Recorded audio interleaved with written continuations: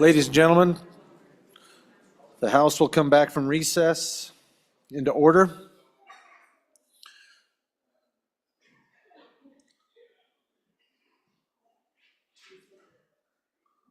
We have one more bill on third reading and final passage that has some amendments, so that will be the first item that we take up. We are at that order of business of bills on third reading and final passage. The next bill for our consideration is House Bill 79. House Bill 79, sponsored by Representative Stivar. Bond elections, voter threshold requirement, an act relating to elections. We have amendments. Representative, I've just got one. Representative Harshman.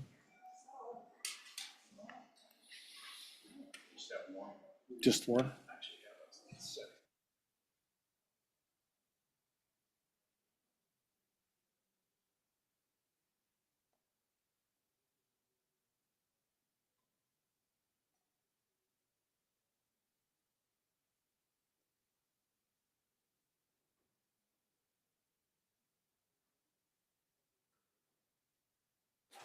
Stand at ease while we wait to get this amendment situation sorted out.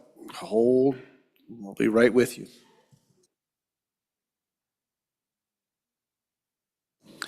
This would be a wonderful opportunity for somebody to do a privilege of the floor. If anybody would like to make one up or anything else, that would be fine. Privilege of the floor, Representative Stivar. Privilege floor, Speaker. Please. Tomorrow morning, 6:30, Bible study down in W52. Thank you, Representative Stivar. Any other personal privileges of the floor? Representative Brown, Chairman. Oh, just, you're observing at this point, okay.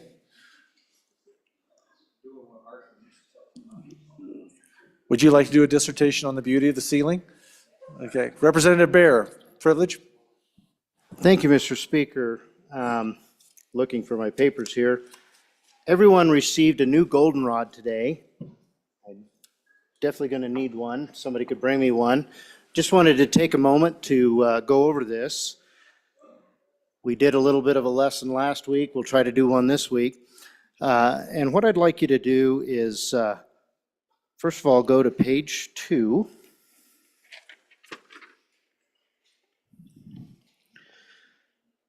And I want to point out the bottom line really on line 52. We now have a negative balance on the general fund side of $348 million. And with the work of the body, that's actually a little bit larger for a couple of other reasons. But if you look up at line 15, that's House Bill 33. We debated that today. We talked about how that was going to affect our revenues and what that was going to do. And you can see the $69,200. All right, that money was taken away from us to spend, and we put that into the Department of Transportation. So just so you can see where your actions show up on this sheet. Then you can see House Bill 75. We reduced our severance tax. And then you can come down here and you can see the budget, House Bill 1. And that's the governor's recommendation. We've made some changes to that in our body of the House Appropriations Committee and the JAC. We will be bringing those before you, but based on the governor's recommendation. I'm sorry, that's 2024. That's the budget that we put out in March of last year. But you'll see governor's rec below that. That's the House bill that we're going to be bringing on Friday. And that does not reflect the changes that your JAC did, but it does reflect the governor's recommendation. Then you'll see on line 44, some expenditures for the Secretary of State expedited filings. We passed House Bill 47. We also passed House Bill 169, homeowner tax exemptions. And you'll see there is the $125 million that comes out of the general fund. I'll remind you that there's $100 million that comes out of LISRA for that backfill. But then you'll also see Senate Files 41 and 55. So now you see action on the other side of the building. And so their actions are impacting what that bottom line is. And some of these actions are duplicative between the two sides. And in the end, we'll only have one bill actually leave the body. So that number's a little high right now, that negative number, but we will get that, we'll have a better grasp of that as we continue to pass bills, and then we go to JCC, that's the joint conference committees on these bills, and get it whittled down to one bill. So with that, Mr. Speaker, I just wanted to give everybody a little insight into what the goldenrod looks like. Thank you, Chairman Bear. Representative Byron, Thank you, Mr. Speaker. Privilege of the floor. please. Thank you, Mr. Speaker.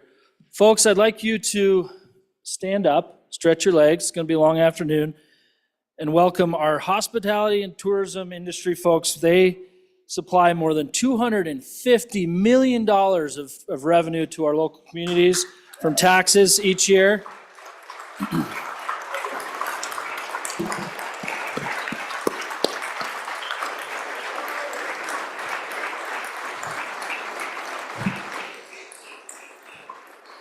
Isn't this great? They're still filing in and back. Keep giving a round of applause.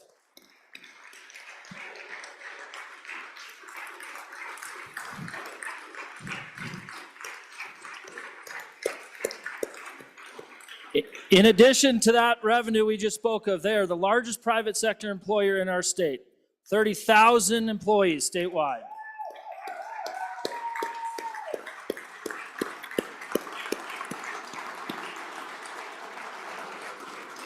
And they would all like you guys to join them tonight at the Little America from 6 to 8 for the legislative reception. So please join us this evening. Thank you, Tourism and Hospitality.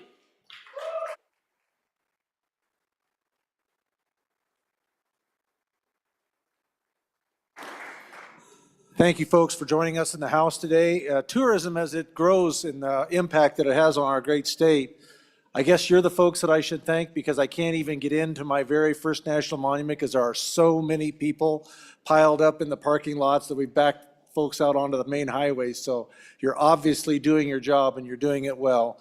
We've got people waiting in line to see our beautiful Wyoming. So thank you for all of your efforts, and look forward to more that you're going to bring to this state and all of our ability to do what we need to do. Thank you all for being here.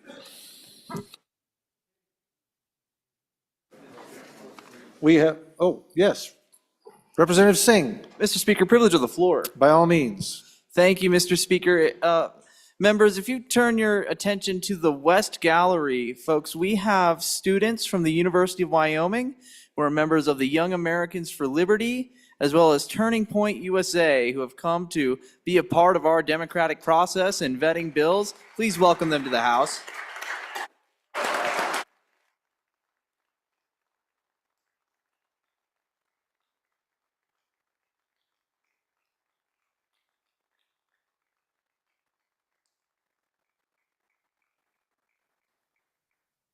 Thank you, young people, for being here. Welcome to the House. Thank you for all your efforts in helping us to recognize our republic and all the responsibility that goes with that. And we're thankful for the young people that are continuing to carry on that tradition. Look forward to a bright future for this nation.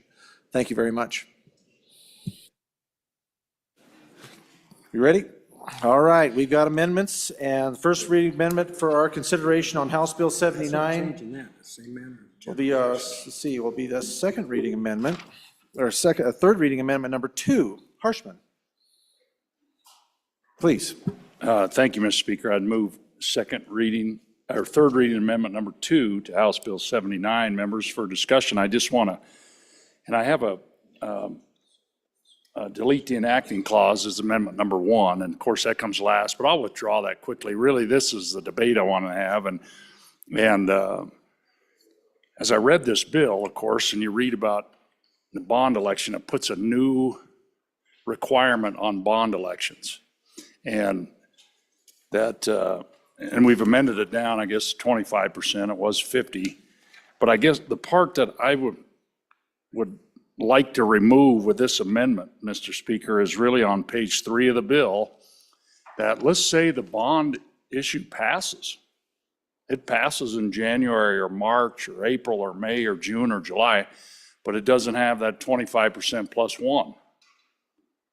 Well, it can't be brought back to the voters again for another year, except it says it can be brought in the next general election unless the general election is within 1 year. And I'm like,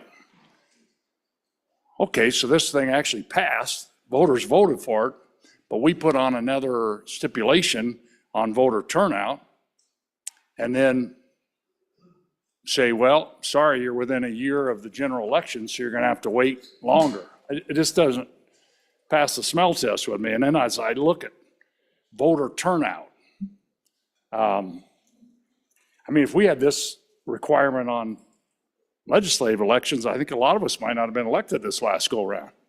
I mean, I'm just looking at this, 27% of the voters voted.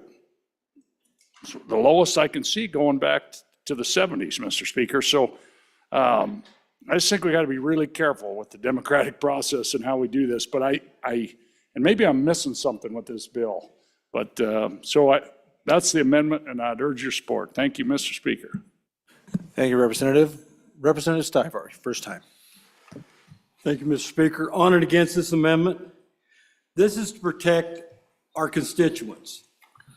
Like I said before, there's actually only 2 counties that have under 25% in a bond election.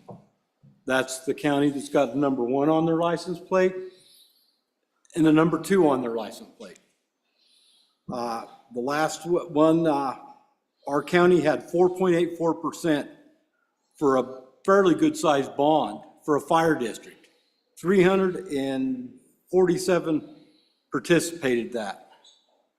We need to protect our citizens. And on the amendment is,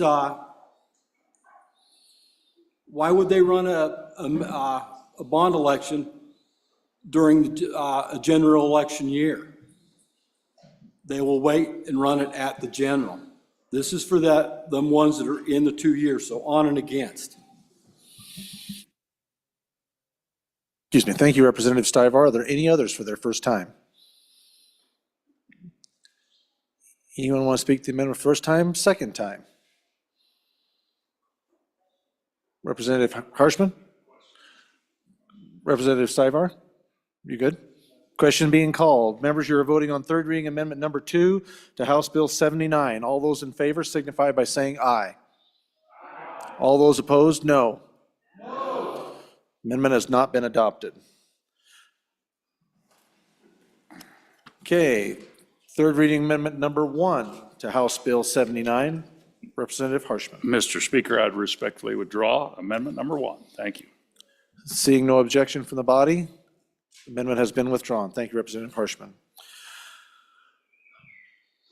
Members, House Bill 79 having been read 3 separate times, the question is, shall the bill pass? Chief Clerk, please call the roll.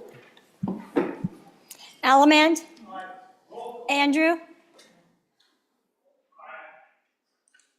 Andrew.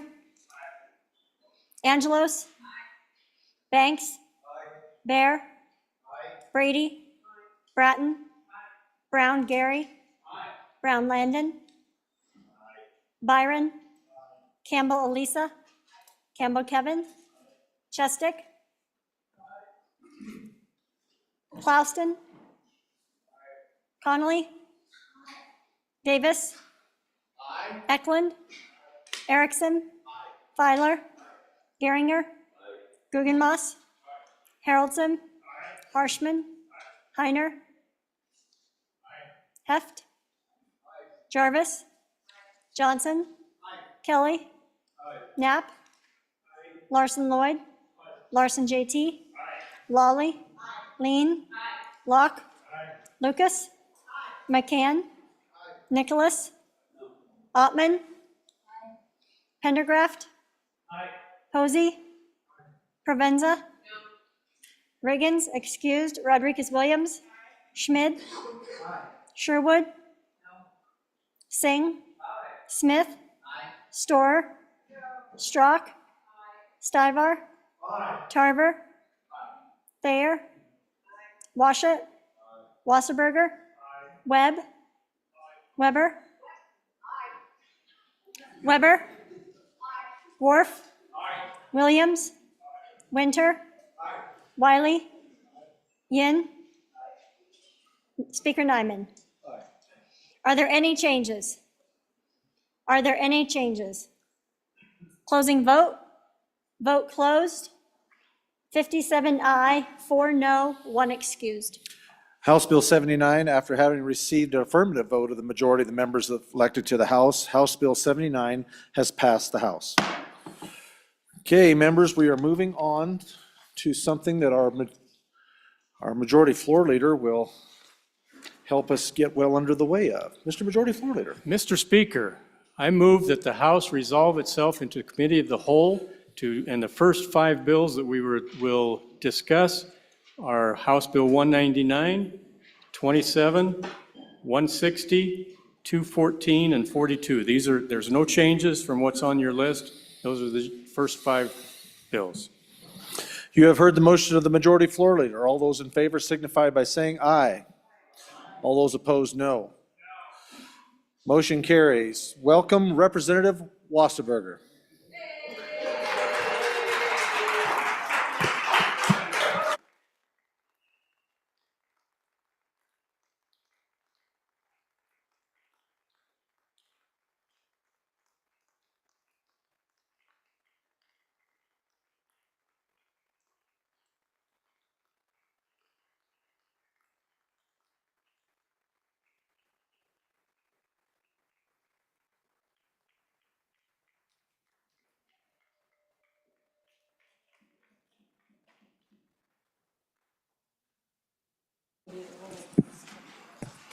Committee of the Whole.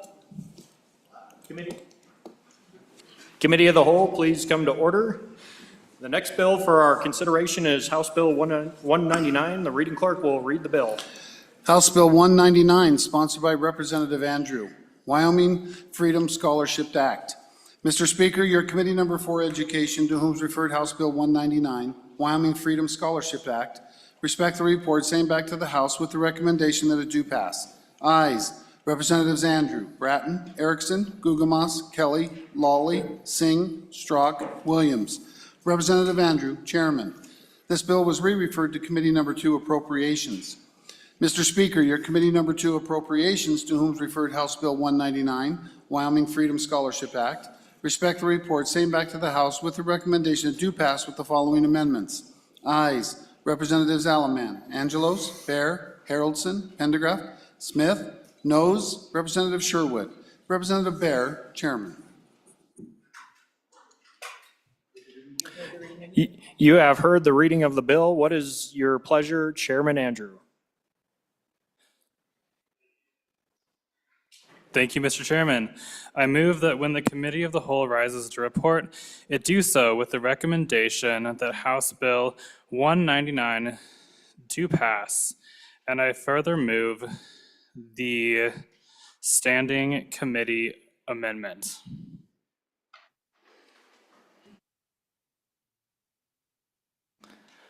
And I guess I will explain the bill and the amendment. So the amendment, the Standing Committee amendment is actually an appropriations, or the Committee Number 2 amendment. And what that does is it reduces the appropriation from the general fund from $50 million to $30 million. That amount makes more sense, and with some other provisions in the bill, there's a provision in the bill that actually causes a tip back into the SPF account if that amount is over $30 million or above 150% of the need for the next year. So we're just kind of making those amounts the same so we don't accidentally cause a unintended appropriation from the general fund to the SPF. The other part of this is that it moves the effective date out 1 year until 2026. And with that, I would like to divide the amendment.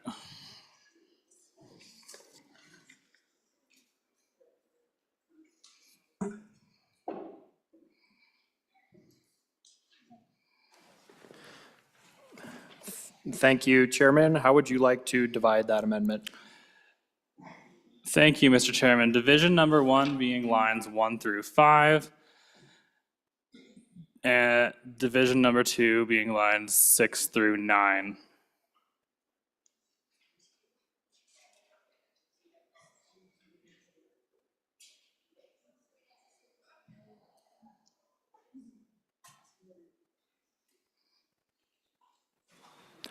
Thank you, Chairman. Can you repeat the lines, please?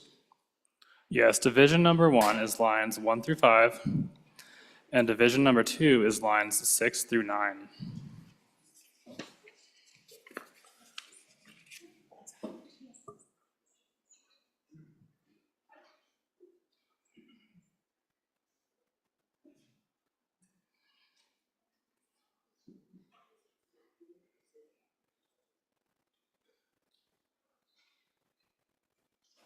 That's divisible.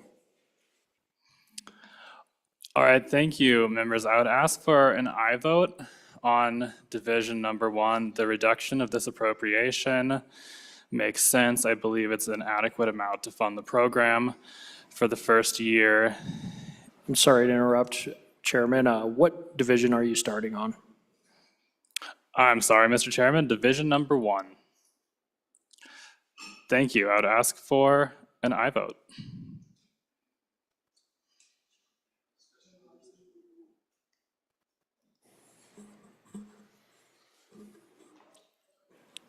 Discussion on division number 1. Those in favor? Is there Representative Larson? Thank you, Mr. Chairman. The presenter of the bill or the sponsor of the bill and this amendment, I've been curious on how you come to put the 50 million in. What was the basis for the 50 million? And then what information did the number 2 committee have that warranted reducing it to 30 million? What's the basis for that? Could you give us a little information on that to help us better understand the rationale? Chairman Andrew?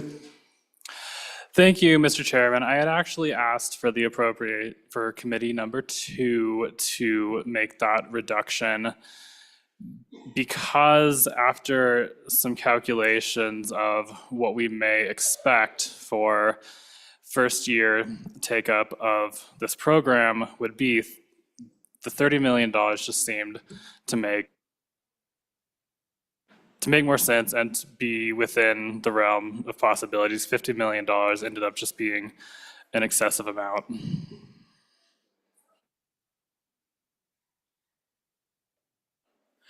Is there any discussion on the amendment? Seeing none, are you ready for the, Representative Nicholas? So to the bringer of the amendment and the bill, could you share with us what those numbers are? I mean, what figures did you use to come up with the 30 million and the 50 million?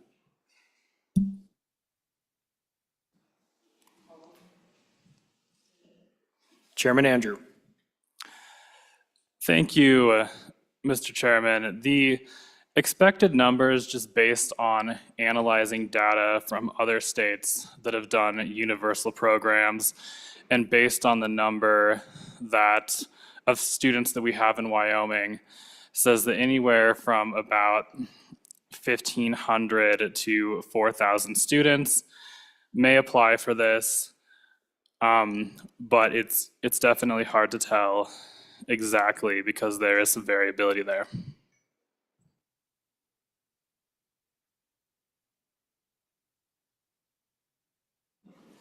Representative Nicholas. And thank you. Just to follow up on that, then what's if you use 1,500, what is that figure? And 4,000 is the 30 million? That's right. You said 1,500 to 4,000 students, right? So then what are you paying per student at the 1,500 versus and the 4,000? Chairman Andrew. Thank you, Mr. Chairman. As the bill is written, it would be worth it would be worth $7,000 per student.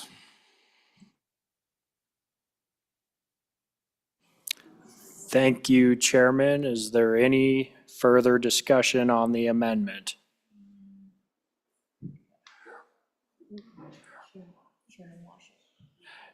Chairman Washit. Thank you, Mr. Chairman. So I'm just trying to follow this. I understand it's 7,000 per student for but we're looking here at the reserve funds, right? The 30 million is the tipping point for that trust fund of dollars? Is this the annual appropriation? It needs to be 30 million. Chairman Andrew. Mr. Chairman, this is adjusting the appropriation. What was originally in the bill was appropriating $50 million from the general fund to jumpstart this program. After more analysis, we decided it only needed to be 30 million. So that's all this amendment, this division is asking, is just to reduce that from 50 to 30 million.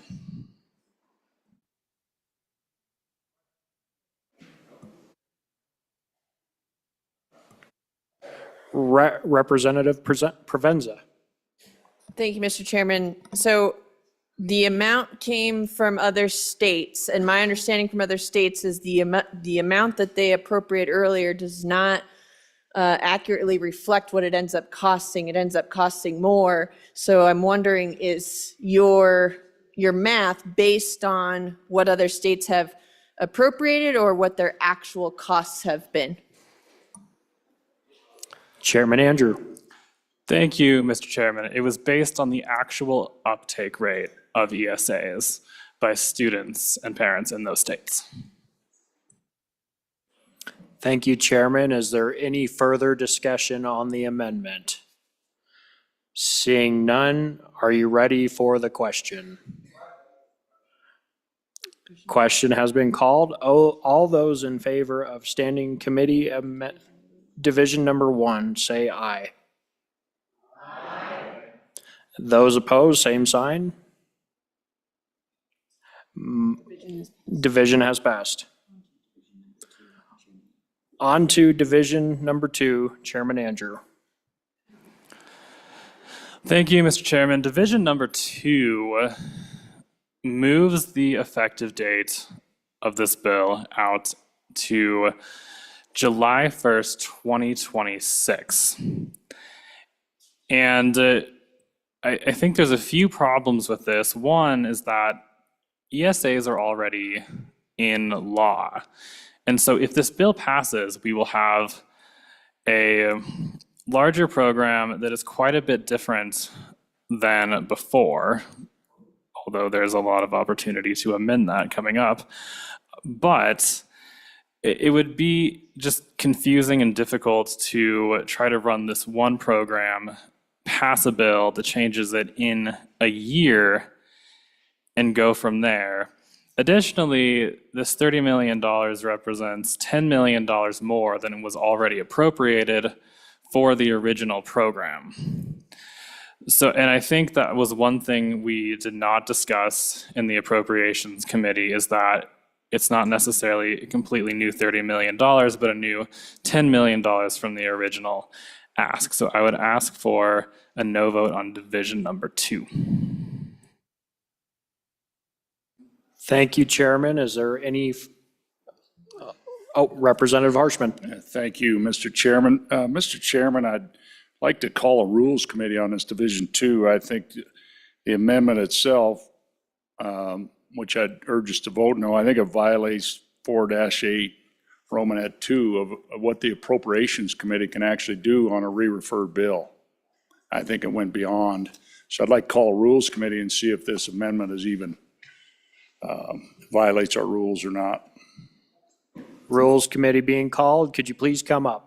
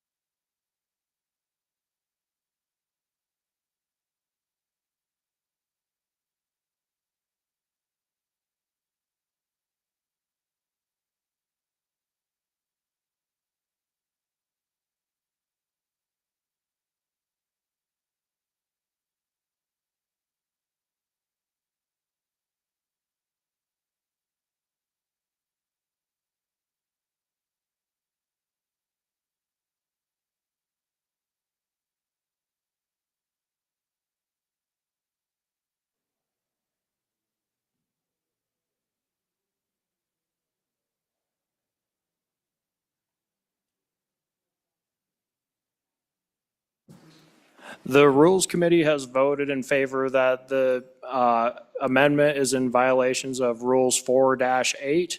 I am going to move forward with Representative Harshman's motion, and I'm going to ask Chairman Andrew to withdraw his division. Thank you, Mr. Chairman. I respectfully withdraw division number 2.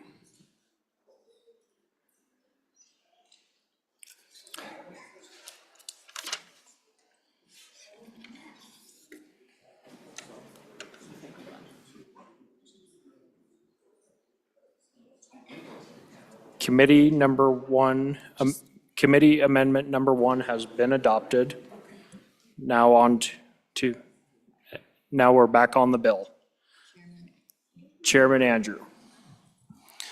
All right, thank you, Mr. Chairman. I will explain what this bill does. There are 6 main changes in this bill from what is in existing statute. However, 4 of those changes are discussed in further amendments. So I think I'll go through those, but I think that if possible, maybe we should discuss some of these parts once we get to the amendments to change them. So number 1, this bill changes our ESA program into a universal ESA program. And what that means is that it is no longer restricted by the amount of income a family earns. So just like the public education system, it would be available to everybody.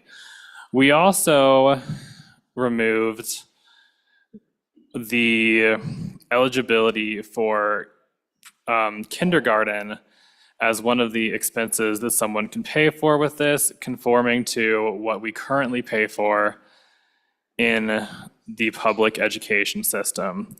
Secondly, we added a funding source of federal mineral royalties. And what that does is it takes a portion of the FMRs that were flowing to the SPF and diverts them into the account to fund this program. And the idea behind that is not so much to try to divert school funding to this, but rather recognize that this program, in the long run, represents a substantial savings to the draw on the SPF, because right now, each student in the system on average cost us around $18,000 and change, and this program would cost us about $7,000. Additionally, if any excess funds flow into that account, more than 150% of what is needed to fulfill these scholarships, or that original $30,000 appropriation, then they tip back into the school foundation program. The next thing that it does is eliminate mandatory certification. Really, all the certification was a way for the superintendent to essentially make sure that those schools are teaching the basket of goods, but also left a very open-ended, some open-ended language that said at a minimum they shall do that. And I just felt that that was far too inclusive of what they could do to potentially regulate an education service provider. And in addition to that, that it is already in law that they have to provide education in those areas of instruction. The next thing it does is that it removes the assessment requirements. There was a requirement in the bill that required students going through or who have an ESA to take a nationally normed assessment each year. And I felt that that was more or less an unnecessary step, because really the purpose of our assessment, which I'm not actually a big fan of to begin with, is to assess the entire system. It's not necessarily about the individual students. It's how is the system that we run as a state doing? And when you put it on an ESA, you are essentially putting that assessment on a parent's individual choice. That is not what I would call an accountability portion of this bill. And it's not necessarily in the bill because it's in law, but the accountability portion of it has to do with, are people spending this money, directing this money to educational purposes, to legitimate educational purposes, or are they committing fraud? And we control that well because nobody, contrary to common misunderstanding, gets a $7,000 check as a result of this program. We use a vendor. There's an online portal. People can go through that and they can buy the things that they need directly through this portal. And much of it can be automatically approved. If it's not approved, they can ask for approval. If it's not on there and they want to get it as quickly as possible, they can ask for a reimbursement. So there is a huge amount of accountability when it comes to the expenses. And the last thing it does, well, we talked about it because it's the appropriation, so we're good with that one. Thank you, Mr. Chairman. We are now on Committee of the Whole, Amendment number 1, Representative. Oh. Okay. Discussion on the bill, Representative Harshman. Thank you, Mr. Chairman. I just, a bill of this magnitude, I think it's important to kind of go through these pieces page by page when we go through these amendments. But the first thing I always, when I look at a bill like this, I read through this thing, I go back to page 17, the last page. And so, Mr. Chairman, if Section 3, repealers are really important. So maybe the sponsor of the bill could, on Section 3, that's page 17, lines 16 and 17. Looks like there's 4 repealers, just to make sure we know what's being taken out of statute. Thank you, Mr. Chairman. If the sponsor of the bill could go ahead and cover that. I mean, we do that in Committee of the Whole, the debate's different. We go back and forth and answer these questions right away, whereas on second reading and third reading, you only get to speak twice, so the sponsor waits till the very end and writes questions down. But if we could just have that discussion, what are these repealers on page 17? Thank you, Mr. Chairman. Thank you, Chairman Andrew.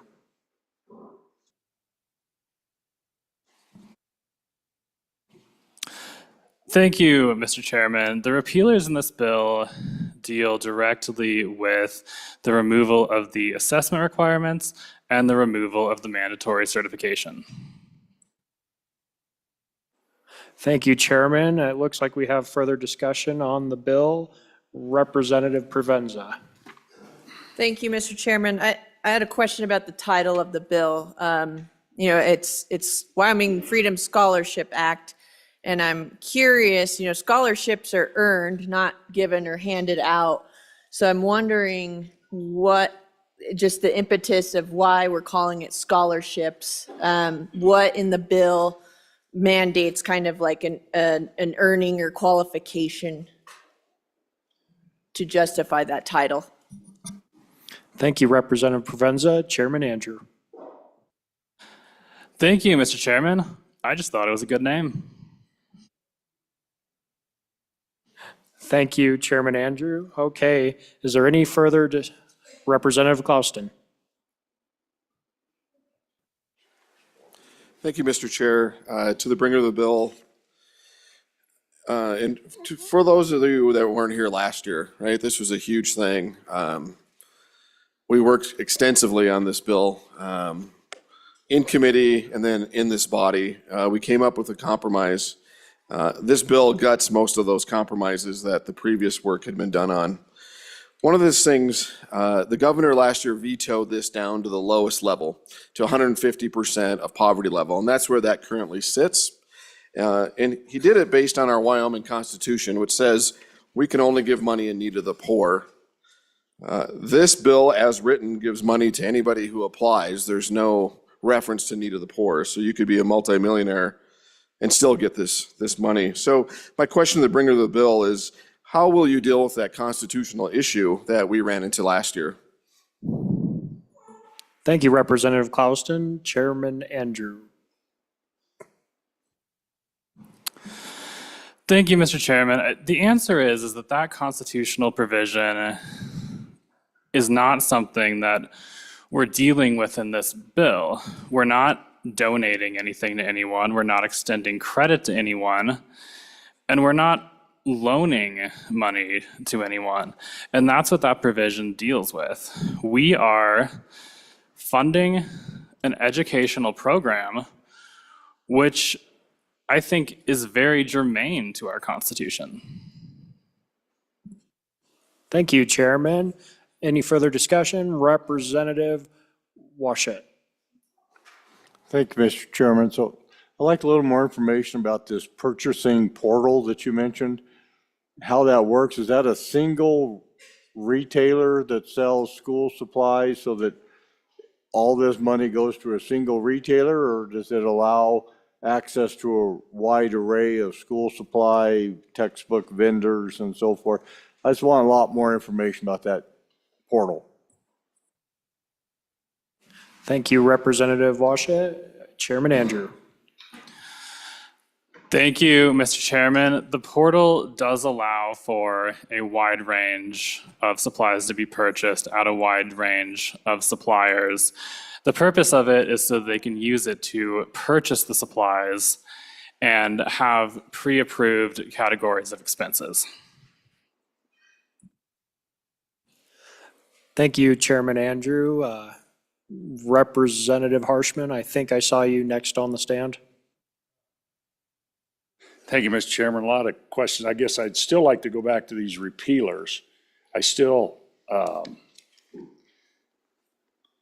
the last page of the bill, page 17, and then it looks like there's 4 of them. Maybe you could help us out and tell us, because those are always important things, what's being taken out of statute. So if we could kind of go through those, 21-2902A, Romanet 6, 21-2904A, Romanet 1 and 2, and paragraph B. And then it looks like a Romanet 2 with a big B, and then finally the 21-2907A, Romanet 1. What actually are those? Thank you, Mr. Chairman. Thank you, Representative Harshman. Chairman Andrew. Thank you, Mr. Chairman. My understanding is that those repealers have to do with what we talked about earlier. If you have a different idea of what those do, let me know.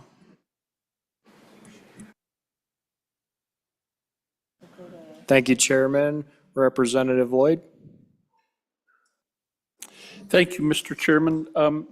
I have a couple of questions, if I could, for the sponsor of the bill.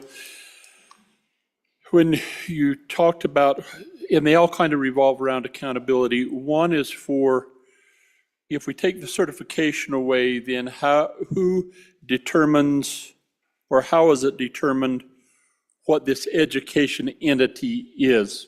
Who determines that they should get the funds? I think I heard you say that the family doesn't receive a check for the money.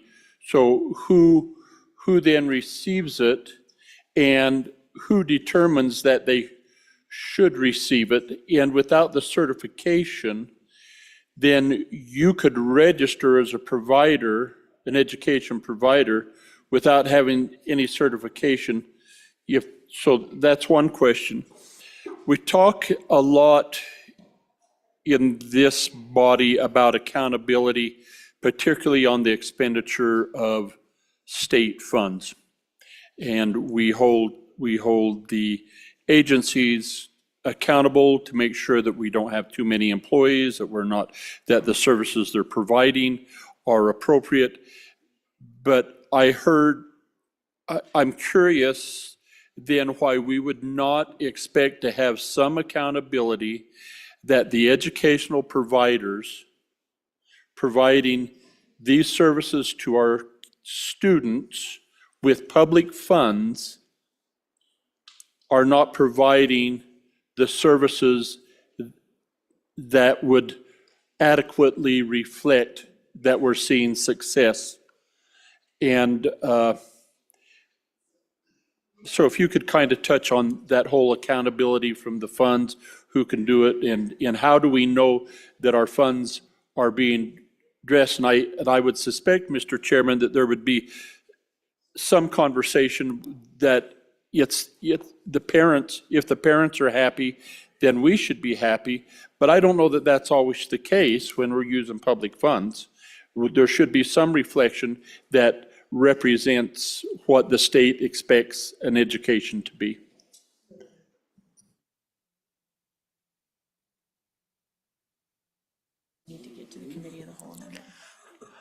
Thank you, everybody.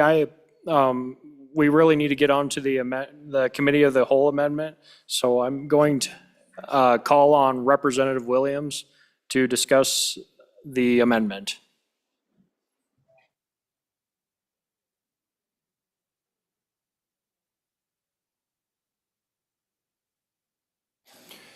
Thank you, Mr. Chairman. Point of order. I think our rules allow, Mr. Chairman, can I make a point? Yes, I'll allow that. Okay, Mr. Chairman, point of order. I think our rules allow debate on committee of the whole, and we're still talking about this bill and debating this bill. I have more questions on the bill before we move to amendments.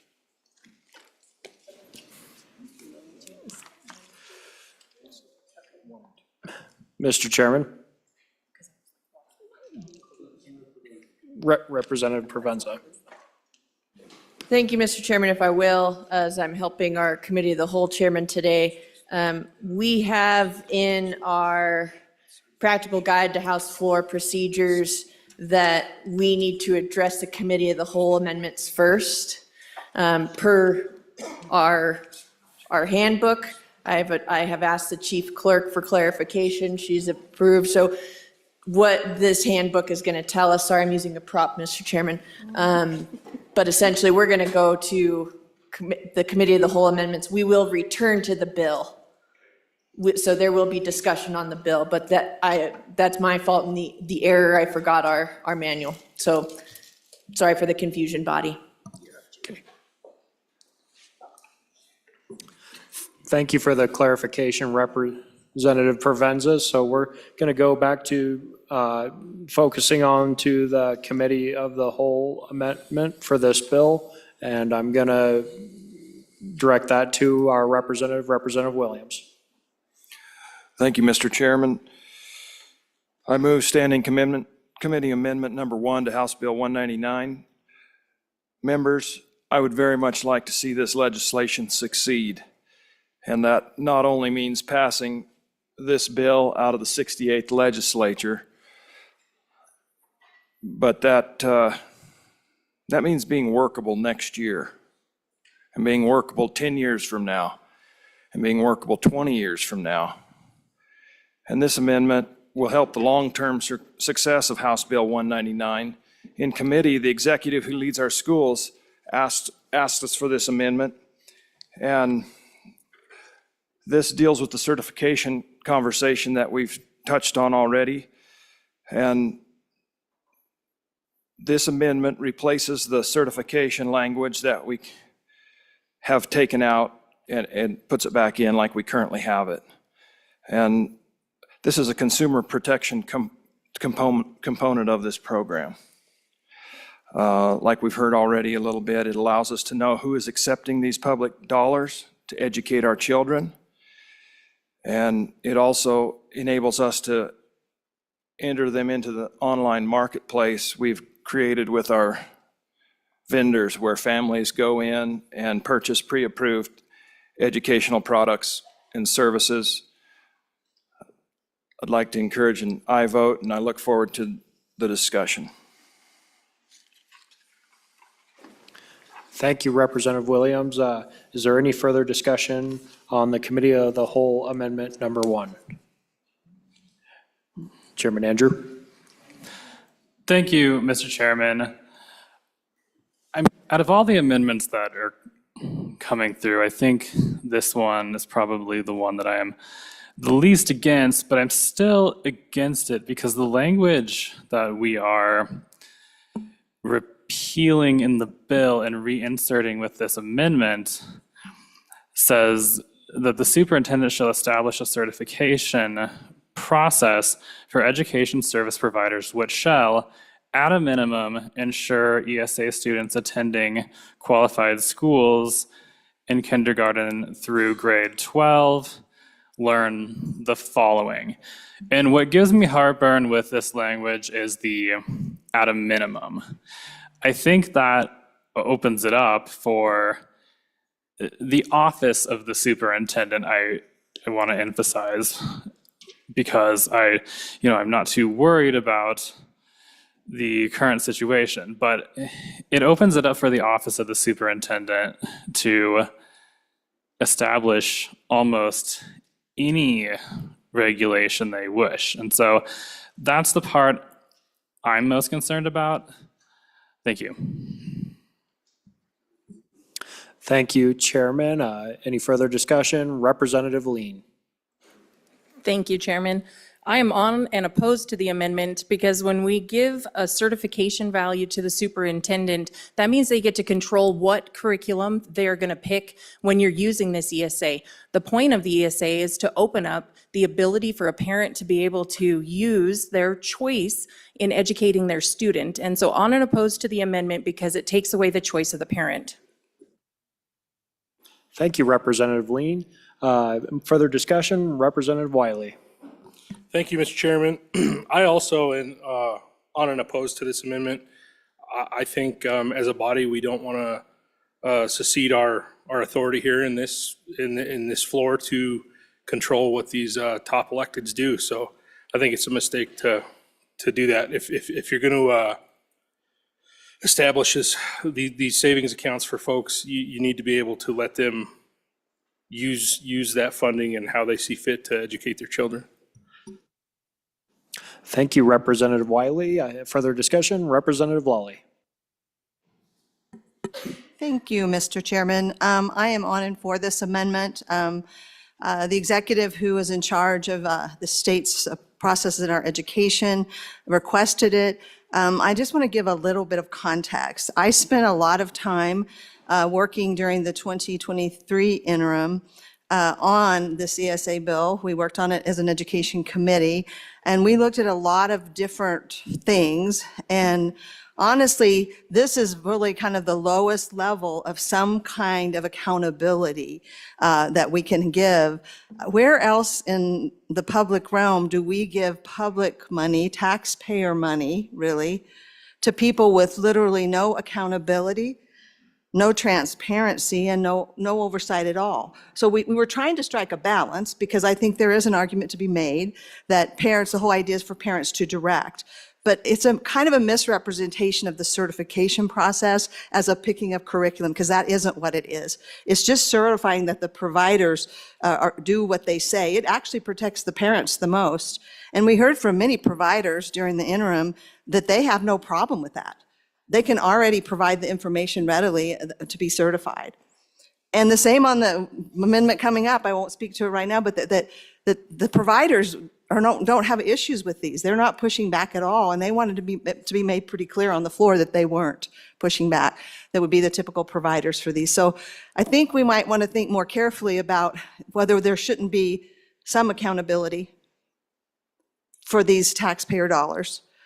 And I think where we landed last time, after a lot of back and forth and negotiation and different bills, and anyway, we ended up with something that we felt struck a balance, and this body voted for that. We did vote for that. So I just would caution you, and this is about putting back in what's already there.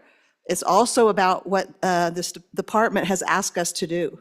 They feel it's necessary for this to be successful. And that's, for me, what I want. I am a believer in school choice. I worked hard to get some of these things in this, and some of you know I twisted your arm on this ESA bill a year ago. So I'm just saying, we really need to think about doing it well, because if we fail, my biggest fear as someone who supports choice is that if we fail, we won't get another chance in Wyoming. So again, I would like you to think about and on and for the amendment. Thank you, Representative Lawley. Further discussion, Representative Jarvis. Thank you, Chairman. I just want to provide a little bit of clarity for some concerns that I heard. When we're speaking specifically about certification, we're talking about people, not programs. So it's, do the people hold the certification in order to provide that? So programs would be more of a list of acceptable programs. And the other piece that I want to bring a little bit of clarity to is when statute is written like this to appoint the executive who runs our educational systems, there is a promulgation committee that always is put together with a ton of different representatives from the state. There are then people who gather to draft what are the criteria and credentials that have to be in place.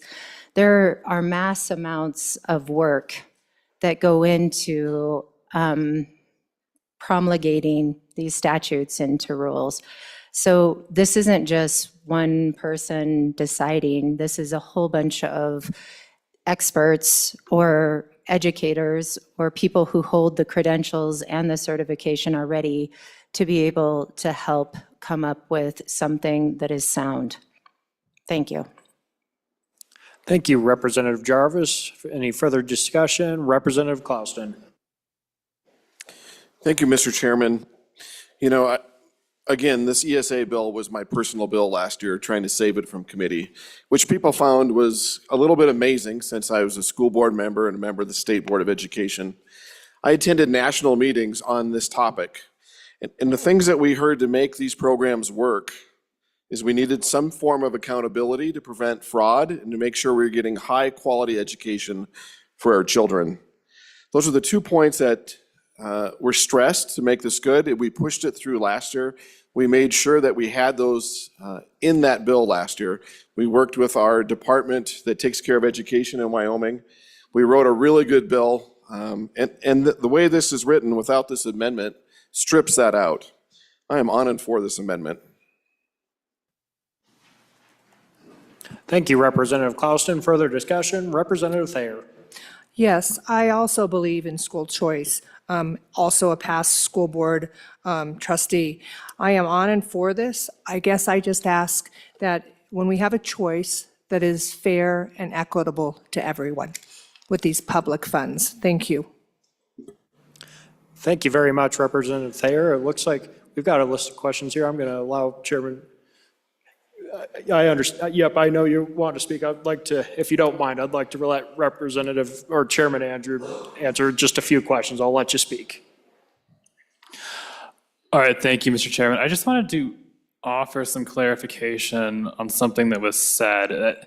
The certification in this context in particular is dealing with certifying private schools to be eligible for someone to direct their own funds to that school. Sorry, that was messy. But it allows the parent to direct the funds to a certified provider only. And it's a regulation essentially on the school itself. So we aren't discussing certification of people in this amendment, but certification of schools.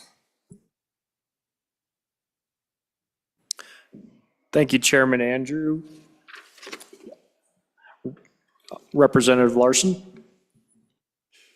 Thank you, Mr. Chairman, and I agree with the sponsor of the bill on his, the way I read that certification is that it is the certification of the entity providing the services. And that's I really like the amendment because that stricken language in there means that a qualified school means any non-public primary or secondary school that's located in our state. And meaning what?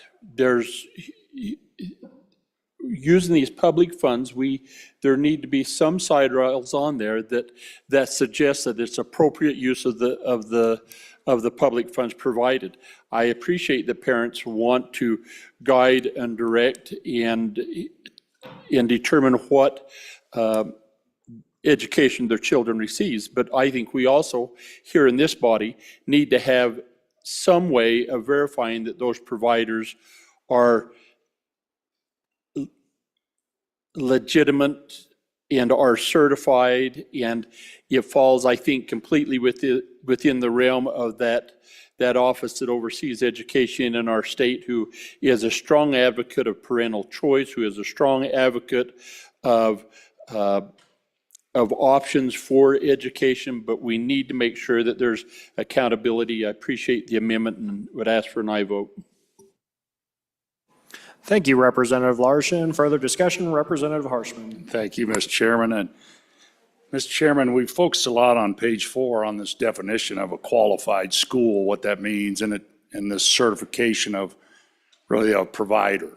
It's not certification of a private school. It says that provide the education services in this state that may include online means. So they don't have to be in our state, obviously. But I think the other part of this, Bill, you gotta go over to page 12. And I think this is duties of the superintendent. So if you go to page 12, members, and this is the part that's really concerning, I guess, to me, is that this is a duties of the superintendent that we are removing. It used to say, establish a certification process for education service providers. So we know because see, folks, this isn't gonna be like you order something and you send your receipt into the Department of Education. This is a multi-billion-dollar online service. It's across the country. They sponsor a man who is here today with a legislative service organization. We belong to 2 of them. They're well entrenched in those groups, and they work around the country. And so you're gonna get on this deal, and you're gonna go down your list of deals, and bam, you're gonna pick one. Well, we said last year that the state superintendent ought to at least say, yeah, this is okay. Now what we got on page 12, it says, establish a voluntary registration. What does that mean? Doesn't mean anything. So it's gonna be the wild, wild west of waste, fraud, and abuse. And the experiment we're gonna pull on our kids, it isn't gonna work. You have to have guardrails. I think about the state just west of us where mile marker 0 on that big interstate I've been talking about is. 10 years ago, they went through this. Horror story. Had to go in and shut all these down and start over again. And I think we started this process last year. I think it was pretty well thought out. And we'll talk about the Constitution when we get off this amendment, but this makes this bill have even further constitutional challenges. Multiple articles in the Constitution where these appropriations that we make have to be to an entity under the control of the state. It says it right in our Constitution. We raise our right hand. Doesn't do that. This is going out on the World Wide Web. There'll be 1 or 2 providers competing for this job because they'll make millions of dollars just approving this stuff and keeping track of it and sending an itemized list, and nobody will ever look at it. It's not like your local school board that has accountants and they see every dollar and they vote on it. It's gonna be all online stuff. So, boy, this amendment, I think has to pass, or this bill is gonna, yeah. So on in support of the amendment. Thank you, Mr. Chairman. Thank you, Representative Harshman. Further discussion, Representative Wiley. Thank you, Mr. Chairman. This is why I love floor debate. I'm sitting there and, I'm going through some data and stuff. And I think to put up some kind of checks and balances against bad actors that I am now on and for this amendment. And I remember the work that we've done with our other ESA bill last year. Have to do something if we're going to open up the public funding like that. There has to be some kind of a checks and balance, has to be some kind of a sideboard. Thank you, Representative Wiley. Further discussion, Representative Connolly. Thank you, Mr. Chairman. I've thought about using years ago that a bill like this would be really good. There's children that don't do so well in a regular public school setting. And I think the parents need to be able to have that ability to choose. But I don't understand why we'd want to strike these pieces out of this bill, the voluntary registration, maintain a list of hacked out certified education service providers. To me, it's a little bit scary, and I think we should trust our people that are in charge of education a little bit more, or are we just going to try to take public money? And what do people want? Do they want us to just totally do away with public education? I don't know. I'm in favor of this amendment, but I don't know if I can vote for the bill. Thank you, Representative Connolly. Further discussion, Representative Jarvis. Thank you, Chairman. This question is specific to the committee chairman. When we're talking about certification specifically, and we're talking about service providers, and you explained how it worked with private schools specifically, but how does that work for tutors and homeschool parents who are the service providers? Thank you, Representative Jarvis. I'm going to allow the chairman to answer that question. Chairman Andrew. Thank you. That language specifically pertains to schools. We would not be certifying parents to teach their kids at home. Thank you, Chairman Andrew. Further discussion, Representative Larson. So it kind of dawned on me as we've had this discussion and the conversation that we had on certification on page 4, and then the reference on page 12 to establish voluntary registration process and no sideboards in there. And it takes me back to the conversation this body has had in a very passionate conversation concerning our institution of higher learning across the hill, when we said, for the use of our public funds, you are not going to teach DEI, you are not going to teach the woke, whatever conversation it is. You're not going to teach these social issues that we find are not appropriate for our kids who we're sending there.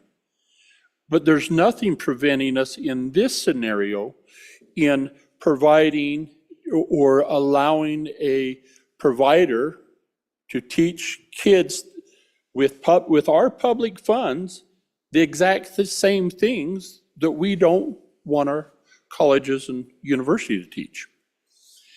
Without some sideboards in there, I think you're have the potential of causing some problems here.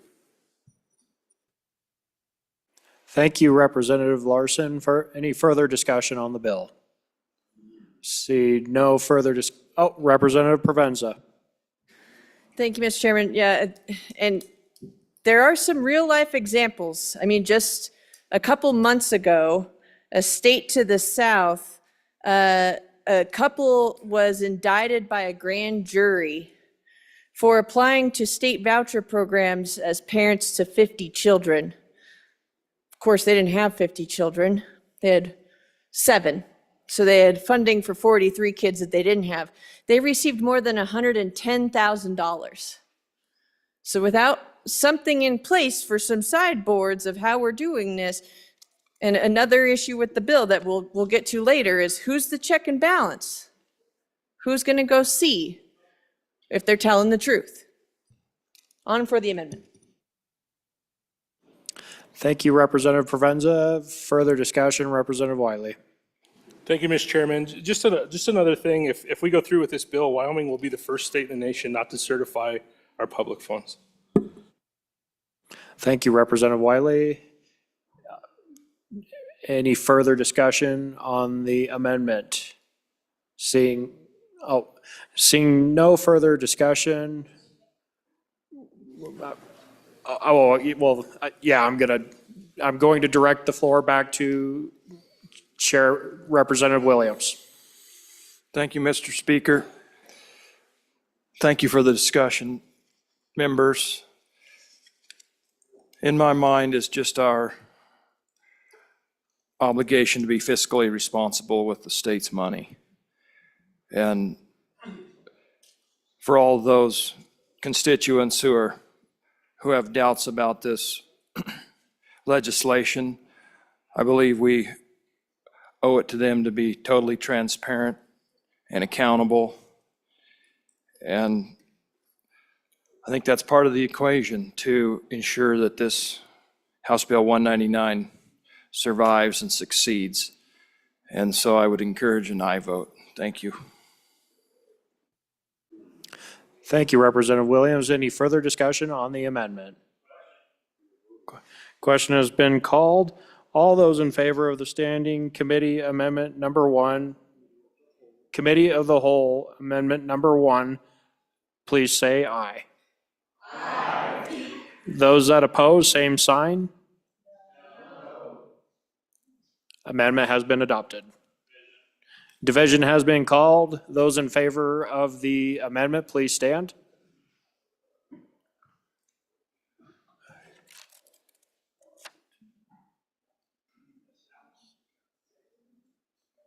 Representative Brady, are you up or down?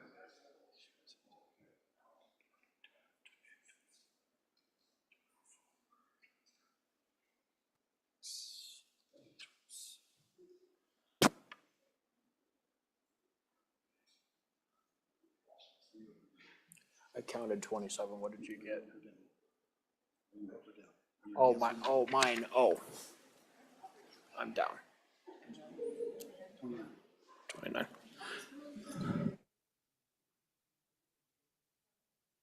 Please be seated. All those opposed, please stand.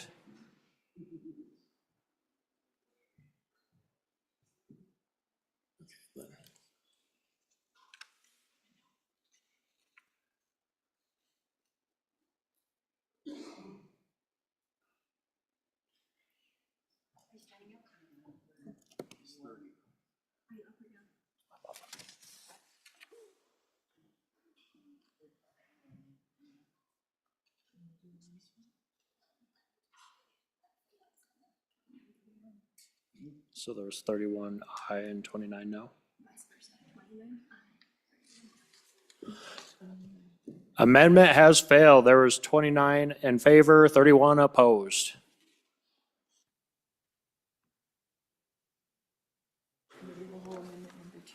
On to Standing Committee of the Whole, Amendment Number 2. Representative Williams. Thank you, Mr. Chairman. I move Standing Committee Amendment Number 2 to House Bill 199. And members, I'll repeat myself. I would like to see 199. I'm going to cut you off. You need to say Committee of the Whole, Representative, to move. I apologize. I move Standing Committee of the Whole Amendment Number 2. Thank you, Representative Williams. Thank you, Chairman, to House Bill 199. I would very much like to see this legislation succeed. And in that vein of thought, that means succeed years into the future. And Amendment Number 2 deals with the assessment part of our House Bill 199, and that has been cut out this year. And once again, our supervisor of our public schools requested that this would be added back in, and it replaces the assessment language that we currently have. That has been cut out. 12 out of 18 states with an ESA program require a nationally normed assessment. And by allowing for a nationally normed assessment, and families have a broad array of assessments to choose from, and to find what fits their educational plan the best, I believe that gives us a gauge, lets us measure our success, makes us be able to be accountable and defend our ESA program. From the state's perspective, knowing how the ESA students are performing on a national normed assessment enables them to evaluate the success of this program. And once again, I look forward to the debate. Thank you. Thank you, Representative Williams. Any discussion on the amendment? Representative Provenza. Thank you, Mr. Chairman. I guess I'd pose the question to the body. When did we start deciding we want to give government handouts with no testing, no understanding of how that's helping the state? We're giving government handouts, we're giving your taxpayers' money away, and we can't come back and say, this is helping you. That's what I would like to know. Further discussion, Representative Lean. Thank you, Mr. Chairman. I oppose this amendment because when we leave in the assessment value, you now are forcing those that are taking the ESA money to teach to the standards of public education. Those that will be applying for this are doing that because they want to teach something different than public education. On and opposed to the amendment. Thank you, Representative Lean. Further discussion, Representative Larson. Thank you, Mr. Chairman. I support the amendment because I do agree that there's got to be accountability on whether the education provided by these providers that are receiving public funds is having the impact that we would expect. Now, we've gone back and we've said reading, writing, math, study of the Constitution. Those things are all important for public school as a whole, and we've kind of thrown that out there. This body and the body down the hall in previous sessions have said, as a whole, these are the types of things our students should be able to have an understanding of through grades K through 12 or equivalent. And I would think for receiving public funds, there would be some expectation that the providers, granted there's some flexibility in there, that we should be able to track and see that they are receiving an adequate education in some regard to those same disciplines. Now, if a parent chooses that they just don't want to do that and want to go to a completely different path, we don't restrict that. If you want to homeschool and go on a different way, I respect that, and I think that's fine. But if we're going to put that level of public funding in place, I think that there should be accounting. And I would just remind the body too that when we look at these monies, these are federal mineral royalties. This comes off our, we split with the U.S. government on those funds that are generated from the extractive minerals on public lands. I think 49.51, they cheat us out of 1% or 2% on that. Who owns, if we say this is all being funded by the people's money, right? Okay, but it's not just our money today. It's money for generations to come as well. And so we have a stewardship to ensure that however we expend those funds, it's done in an appropriate manner. I like the amendment and hope that you'll support it. Thank you, Representative Lawley. Further discussion, Representative Lawley. Thank you so much, Mr. Chairman. I want to tag on something that the last speaker said, and then I'll get to my point. But we have worked hard in this body since I've been in, working with the homeschool community to seek to make very clear that what they could do in that homeschooling space. And I think we've done some good things there. And that's important because it's very different than what we're doing here with the ESA. And that difference is pretty important because homeschoolers don't ask for public funds. My daughter homeschooled for a number of years, and she did not want any strings, any evaluations, and she understood that those strings, those evaluations would come with public money, and she understood that, not just as a mother, but as a taxpayer, that she would not want funds to be given out without something, some kind of expectation. Again, I'm going to go back to who are the typical providers that currently exist that would actually be the ones that the parents would be going to. They told us loud and clear when we went over this during the one interim ago, that they did not object to this, that they were already doing this. So it will provide some information and understanding of the success of the program, where we are taking taxpayer dollars and giving them for the purpose of the education being directed. I don't see a nationally normed test as actually interfering with how the education is being directed, because there's a lot of choices within that broad category of nationally normed testing.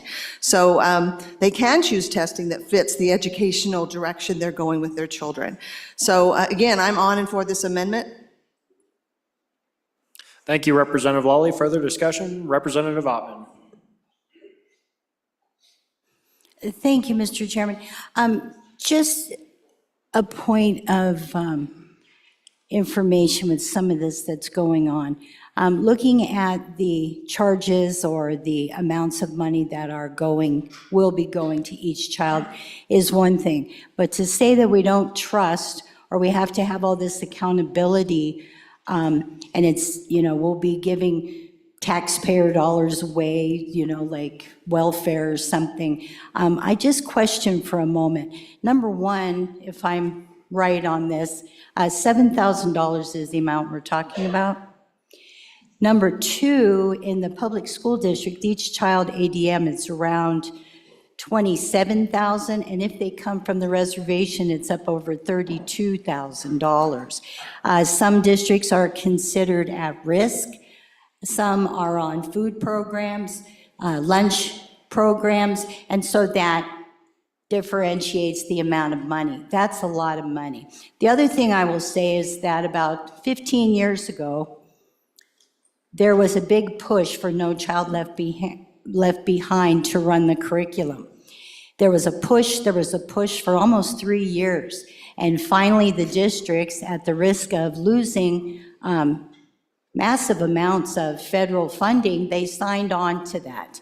And that was something that they were told, your federal funding will not be here, or you will not get the additional federal funding if you do not sign on to that. Where'd that get us? All you hear now is that No Child Left Behind was a failure. Okay, so all of these restrictions and things, when you look at the children, the young people that come into this body just during session, and you look at the quality of those children or young people and what they do, the statesmanship, the ability to speak, the areas that they're going into, how they're going into different areas of government and things. That doesn't happen in all of our public schools. It just, maybe some of the larger ones, but not the smaller ones. And the other thing is that I think that unless there is there was one other thing. As far as reading scores and things like that, for about 4 years, I heard every year that our scores are going up, our scores are going up. They were really, really reaching high to proficient. They're growing and growing and growing to reach proficiency. That's pitiful. So all I would say is that I know school teachers do a wonderful job. They work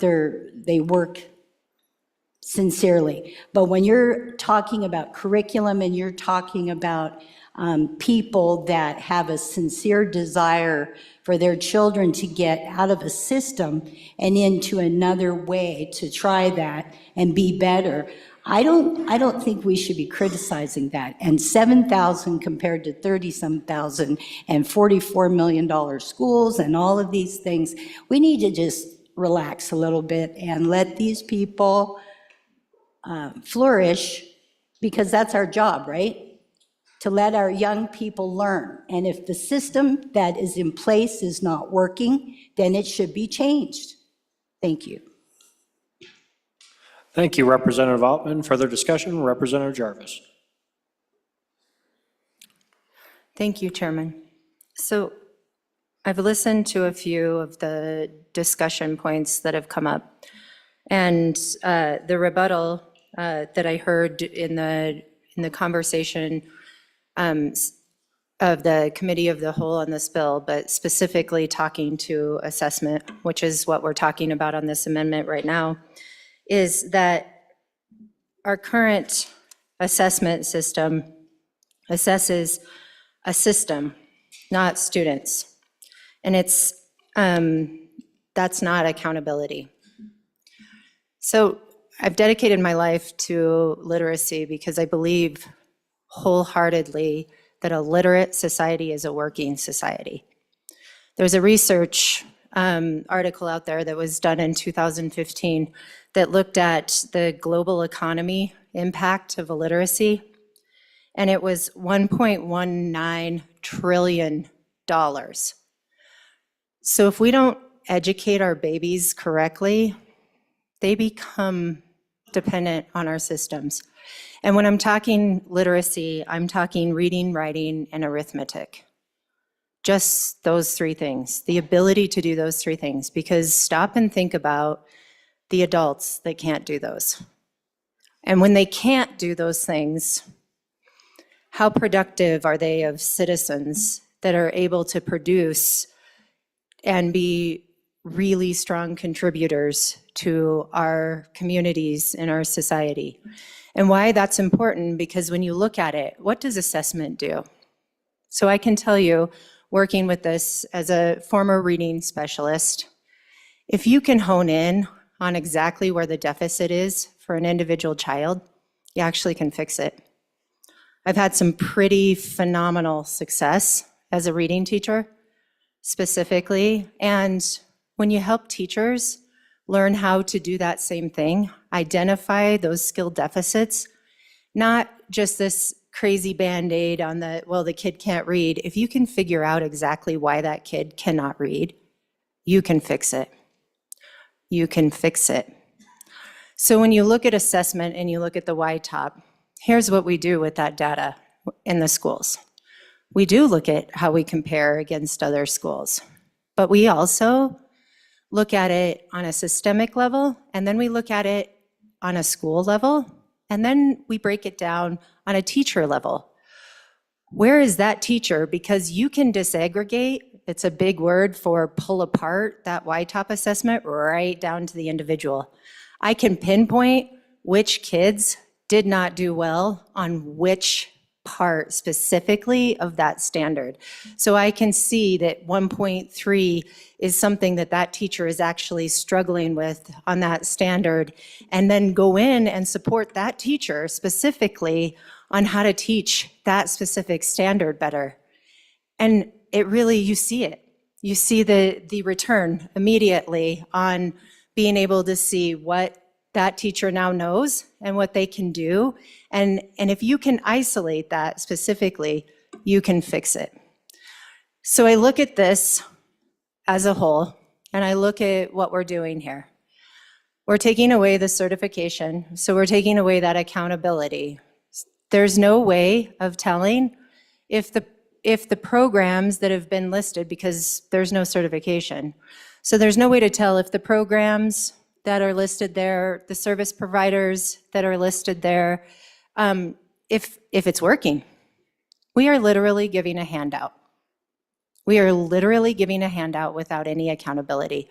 Because I assure you, in the YTOP, if you start disaggregating that data, I can see very quickly that that service provider isn't providing an equitable or a strong or a proficient, if we don't like that word, education for these kids. And we have the ability, when you assess, to fix it. We do it in education a lot, and we train teachers how to do this really well. And we can pinpoint individual students that have very specific deficits with this. So when you come and you say that this is just a systems, yep, we can look at systems as a whole. We can look at all the homeschool kids that have decided to use these funds. We can look at the private schools. We can look at all of the different, and we can put them into different groups. And then we can start to see, is this $7,000 actually really doing what we want it to do? And then we can respond to that. Or we can contribute to that $1.19 trillion and not, if you don't think that that's not going to go up with creating an illiterate society or creating an illiterate Wyoming, I don't know what to tell you. Thank you, Representative Jarvis. Further discussion, Representative Wiley. Thank you, Mr. Chairman. I want to touch a little bit on a couple of speakers ago, the representative that hails between Du Bois and Riverton. If we don't construct this this bill carefully and amend it into statute carefully, the statistics will change. It'll go from average of 17, and I believe that metric there could skyrocket. It could go up from that, because constitutionally we have to keep brick and mortar open. We have to give that opportunity to every Wyomingite student that wants that opportunity. I've talked about this for days now. That's our charge. So if we don't craft this correctly and we don't do this wisely, then these numbers that we're bouncing around and we're picking stuff out of the air to choose, it's just gonna keep going up and skyrocket. Let's take our time. Let's think about it. Thank you. Thank you, Representative Wiley. Further discussion, Representative Kelly. Thank you, Mr. Chairman. On and against the amendment, I'd like us to reconsider the population of people we're talking about here. We're comparing parents who have taken a very specific interest in their children. I heard it said our children, their children, not ours. That these are the people who are going to use and abuse money, who are not going to take the time to invest and research and make sure that they're giving the best opportunity possible for their children. That this money is just going to spill out of our pockets onto the ground, be wasted left and right. The parents who take the time to take a risk like this and go elsewhere because the one-size-fits-all system is not working for them, which our testing scores that we are vaunting here show about 1 in 4 students are not doing very well at all. And this is expanding opportunities for those parents who are struggling and perhaps don't have the financial ability to seek something elsewhere. So I would really think about considering how much value we put on these standardized tests and ask you to trust the people of Wyoming to do what's best for their own children.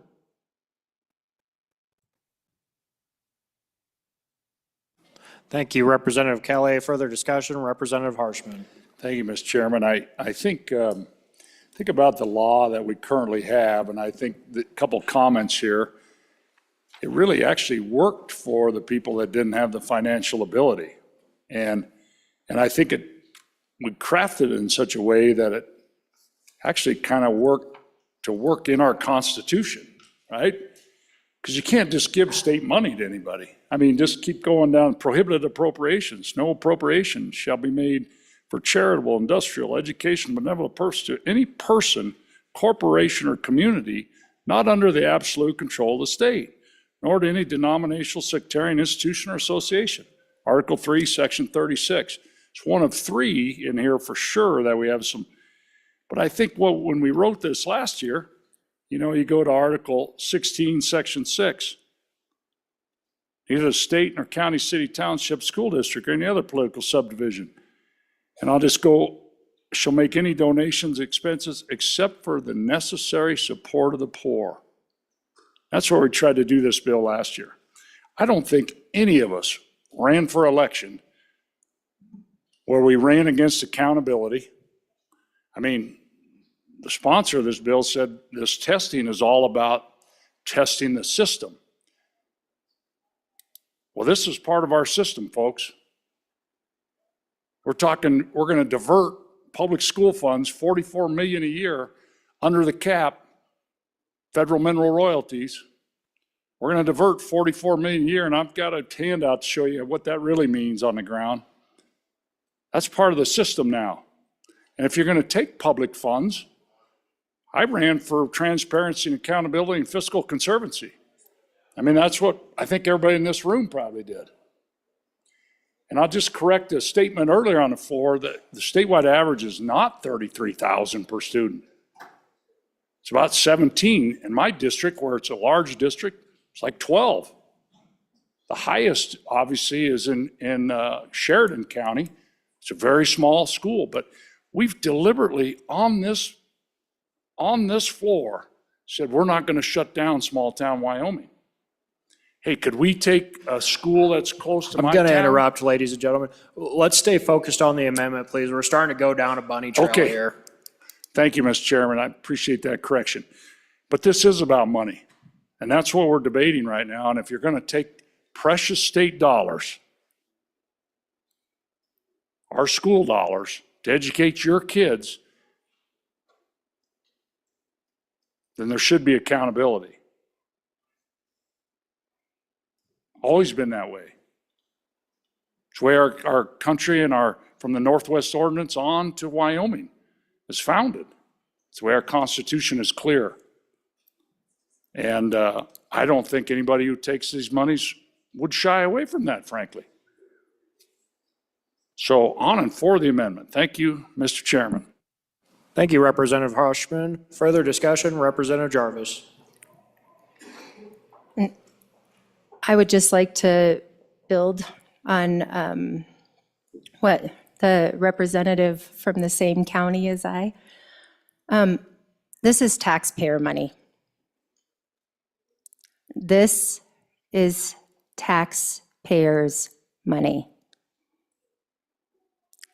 And when did we get in the business, whether it's giving programs, giving certification, non-certification, giving, that's a handout without accountability.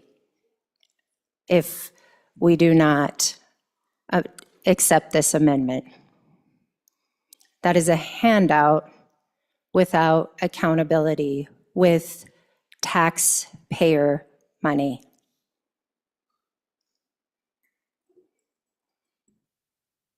Thank you, Representative Jarvis. Is there any further, Representative Canali? Thank you, Mr.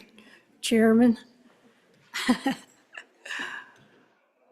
I'm trying to put myself in the shoes of the parents that want to be recipients and of the ESA funding. And $7,000 to do that, I don't know if that's enough or not, but when we come to this amendment,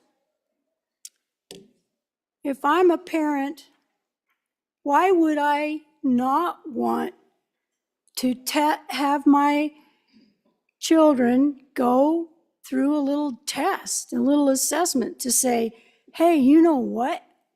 We have overachieved in our education that we're providing our children based on what the public schools are doing. I mean, can we come to some kind of a little agreement to make this more palatable? I'm going to have to be in favor of the amendment. Thank you, Representative Connolly. Further discussion, I'm going to move the discussion over to Chairman Andrew to answer some Questions? Thank you, Mr. Chairman. I just wanted to note that the nation's oldest and largest ESA programs exist without this requirement successfully now. So this is not an abnormal thing that we're doing with our program. Thank you, Chairman Andrew. Further discussion, Representative Thayer. Thank you, Speaker. We're talking about this amendment on and for, about the assessment, the requirements.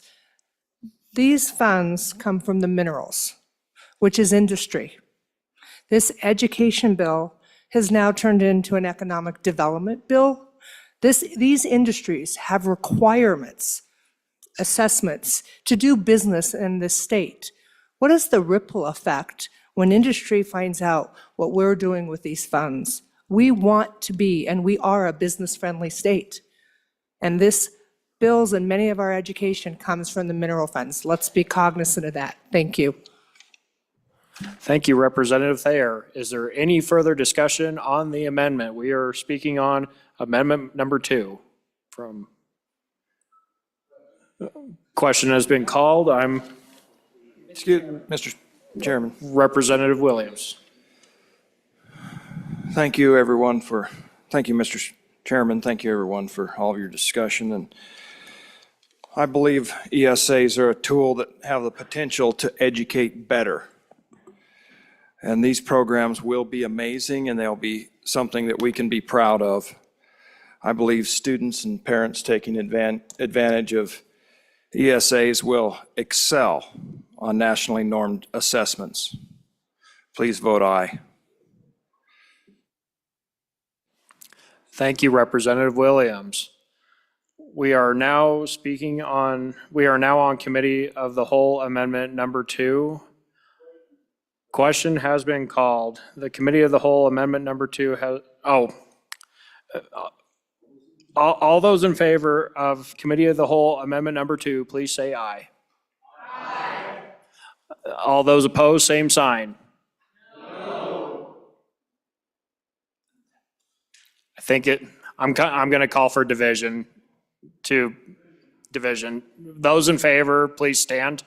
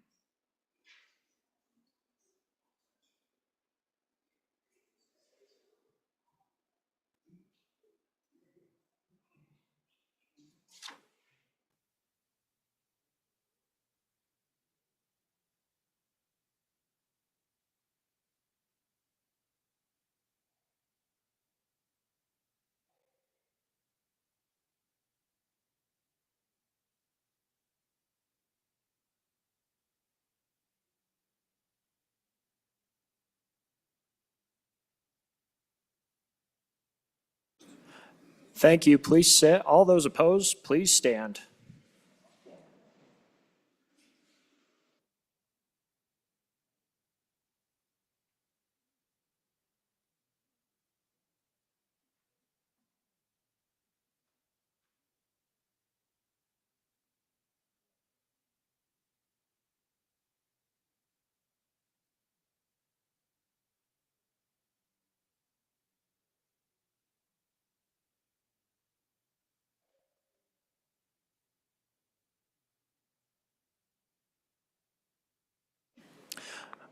Adoption has failed. 23 aye, 34 no.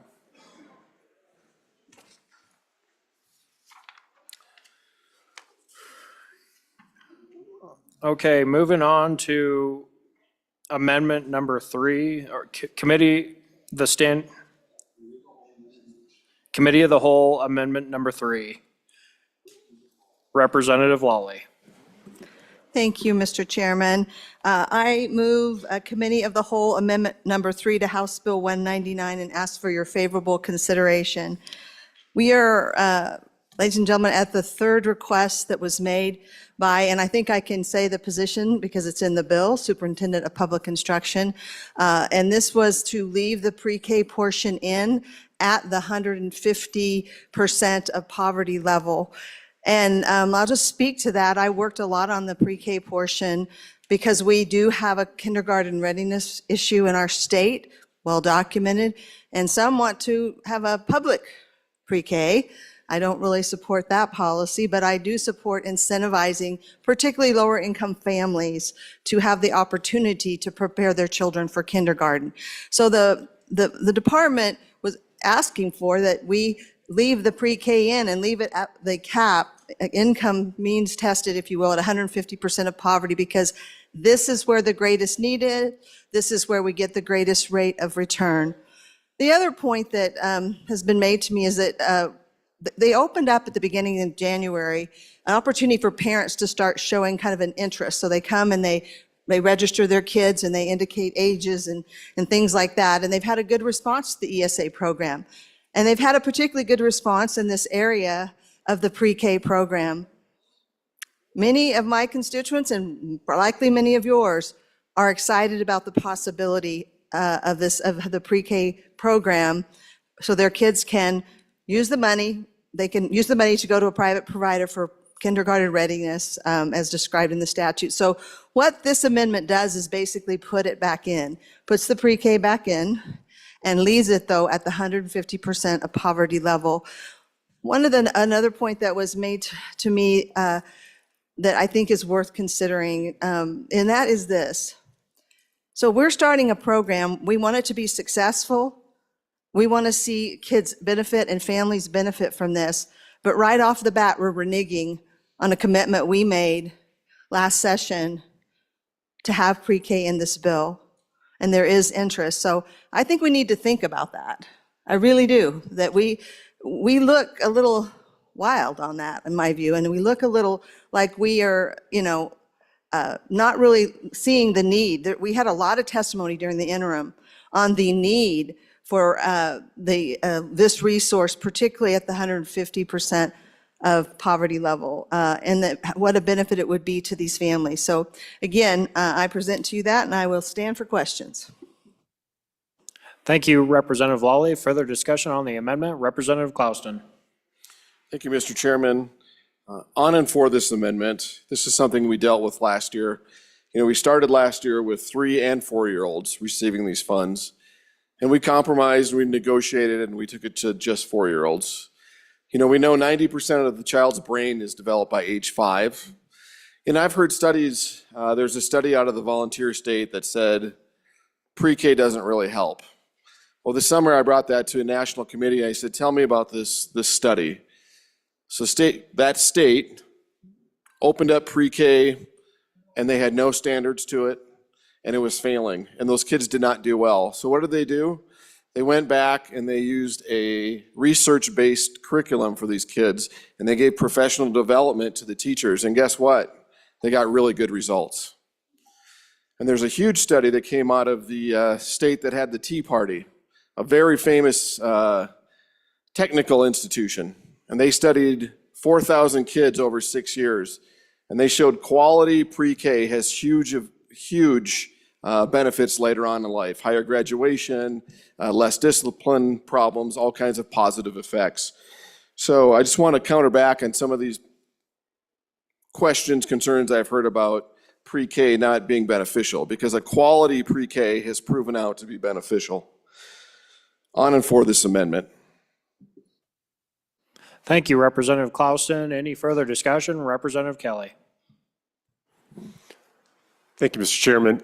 On and against this amendment, pre-K, this has been done at the federal level for many years, and a lot of money was spent on it, and study after study showed that there was no academic benefit, and even the narrative had shifted to keep that program going from academic achievement to socialization was good for kids. It was more indicative of the socioeconomic status of the children than whether or not they had access to pre-K. So what we're looking at doing here, at a time when we're talking about precious tax dollars and running out of them, looking to expand a program further to different, to pre-grade levels. So I don't see what the point of this is if there's no solid evidence that pre-K actually does anything to help academic performance, and we're already worried about how many dollars we have to spend.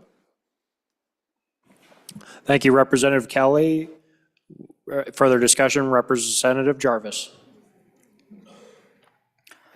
Thank you, Chairman. And I guess that question, my question now poses to two. What was the rationale, and if the committee chair could speak a little bit to this, the rationale for removing preschool and having a doctorate in educational leadership? I have yet to see any research that says preschool is not really beneficial.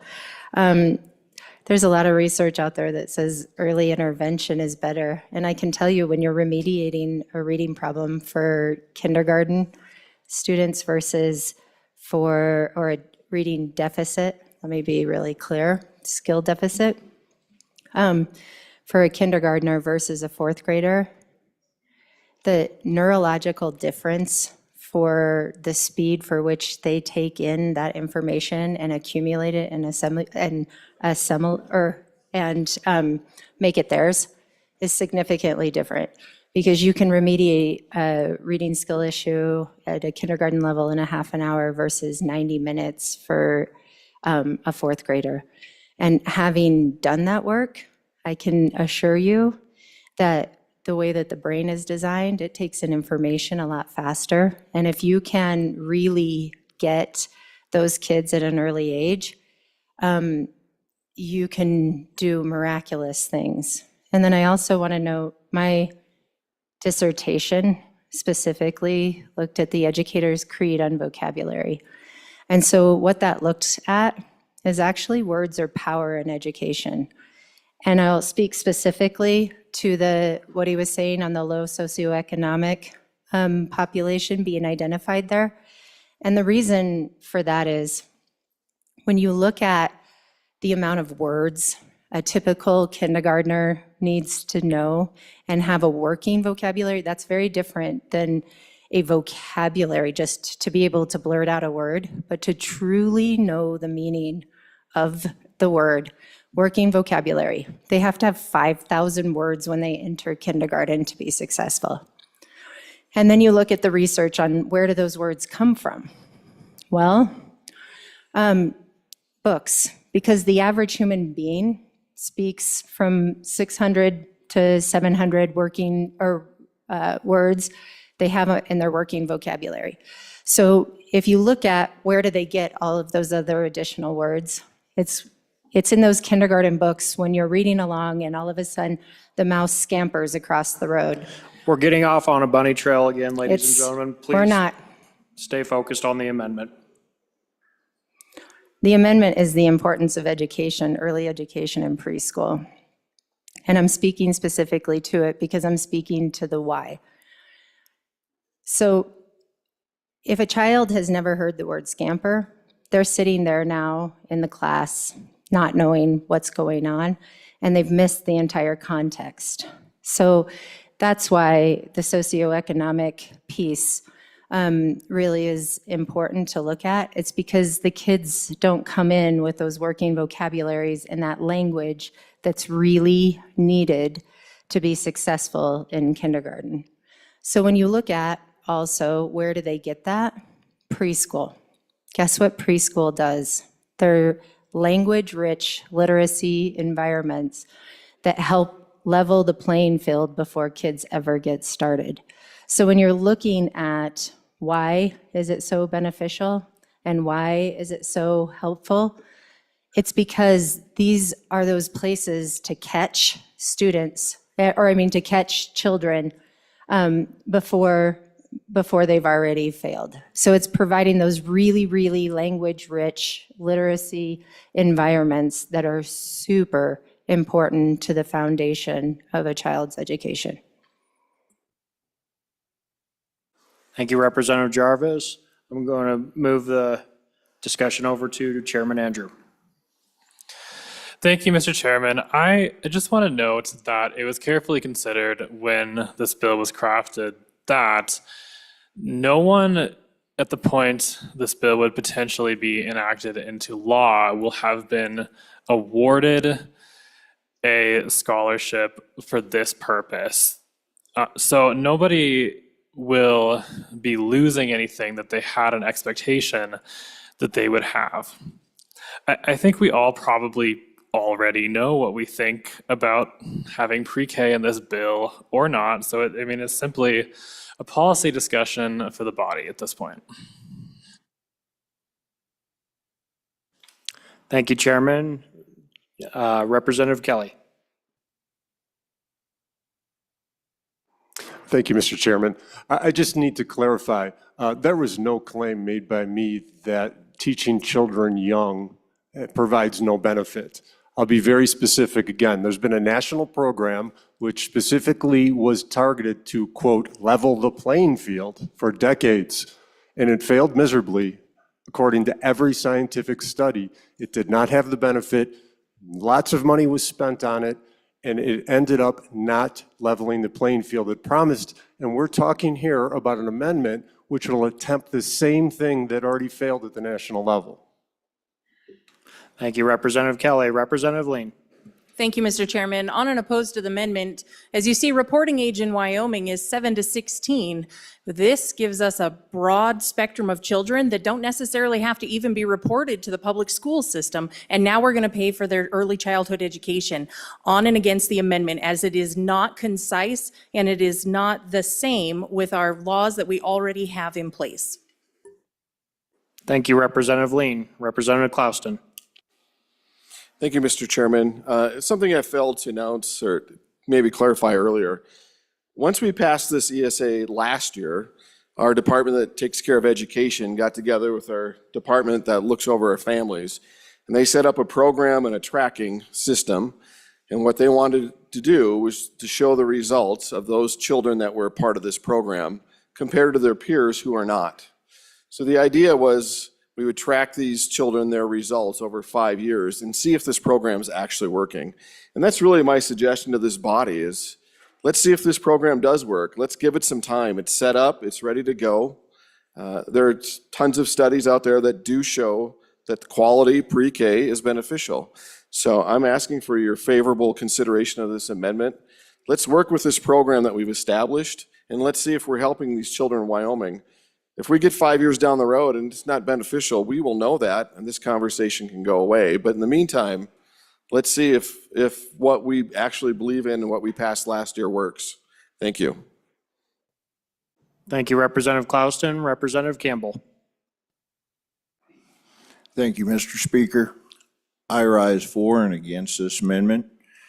I'm going to throw out a little bit of common sense. All the people that have been up here speaking are educators, and I listened to everything that they've said. But I'm going to throw out a little reality. My question is, I have employed young people that have gone through early Head Start, all the way through graduation of high school. And I have to note as an employer that a lot of these people cannot read or write or do simple math or even tell time without using a digital clock. I want what's best for our children. We need to find a way to make it to where our kids can read, to where they can understand a clock, to where they can understand basic math. Thank you. Thank you, Representative Campbell. Representative Provenza. Thank you, Mr. Chairman. You know, I too have a doctorate degree. We could talk about research, but I don't want to get bogged down in the details. We can debate studies and what is the best study and which study worked and which study actually reflects Wyoming, but let's talk about our constituents. Let's get back to what the task at hand. All interim, we had moms and families coming to the committee saying, I need help. We don't have any childcare in this state. We don't help with childcare. We don't help with pre-K. And we've had committee rooms full. Anytime something like this comes up, the people of Wyoming show up and they're asking for our help. And we're sitting here arguing about numbers and statistics, and I'm thinking about the people back home that can't send their kid to pre-K. And so if you're voting against this amendment, what you're voting for is not giving opportunities to the people in your district for young people.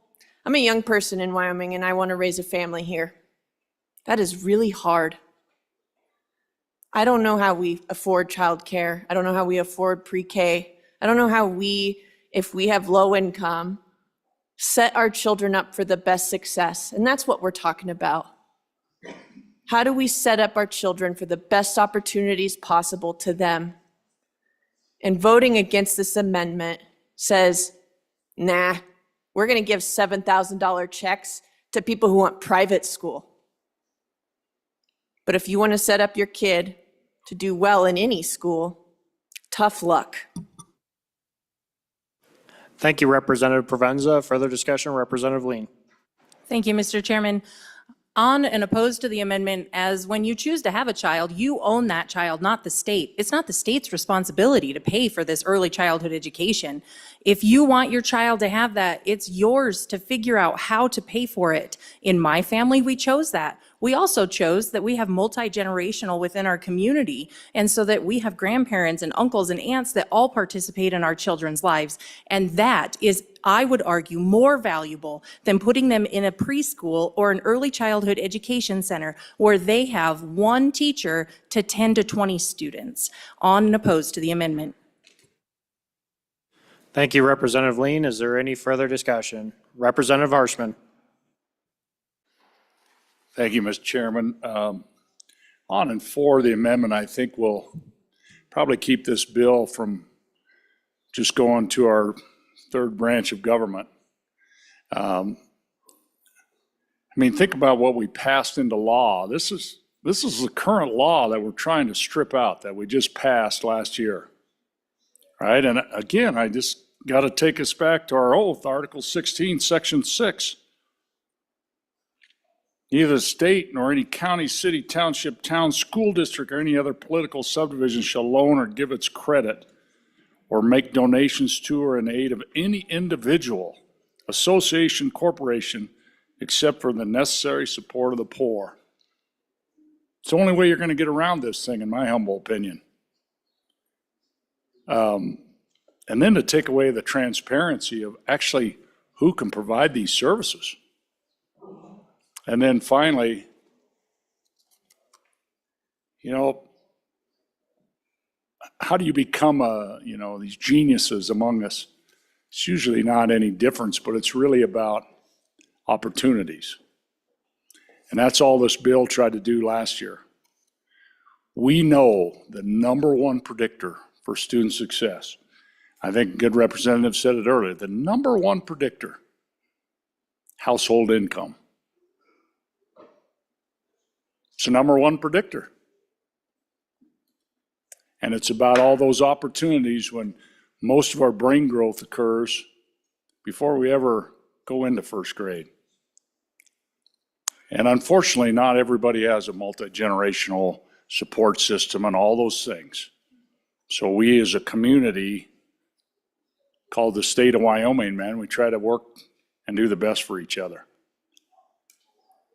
But I'm worried about this program. We have no guardrails. So on and for this amendment. Thank you, Mr. Chairman. Thank you, Representative Harshman. Is there any further discussion? Representative Lawley. Thank you, Mr. Chairman. I appreciate the discussion. Again, I'll remind you that this is already currently in the statute, that the superintendent, she's mentioned in the bill, has asked for this. And what we're talking about is a pre-K program targeted at children whose families receive only 150% of poverty level, the most susceptible, the most at-risk group, and allows them to have an ESA, quite frankly, only 6,000. That's what this amendment calls for as for this part of it. So it's targeted. Many families are already looking forward to it. They have registered for it. So again, it's one thing to say they haven't been awarded it yet, but I'd like to have some of you come explain that to some of my constituents. But again, on and for the amendment. Thank you. Thank you, Representative Lawley. Is there any Representative Posey? To try to establish some guardrails. But also, I think we're under the assumption, to some degree, that our children come from a father and a mother, what they do. But I know some of my constituents, some of the young children are being raised by grandparents or foster parents. And I think we need to take those considerations, that there should be some other options for the pre-K younger people. So I am for this amendment. Thank you, Mr. Chairman. Thank you, Representative Posey. Any further discussion? Question being called. All right. We are now on Committee of the Whole Amendment number. Question being called. We are now on Committee of the Whole Amendment number 3. All those in favor of Amendment number 3, please say aye. Aye. All those opposed, same sign. No. Amendment has failed. Sorry. Division? Division being called. All those in favor, please stand.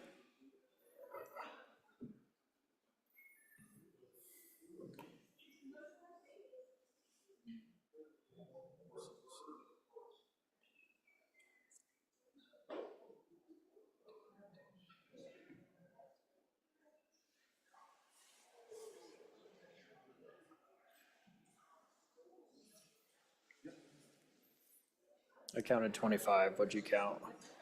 25. Okay. Please be seated. All those opposed, same sign. Or please stand.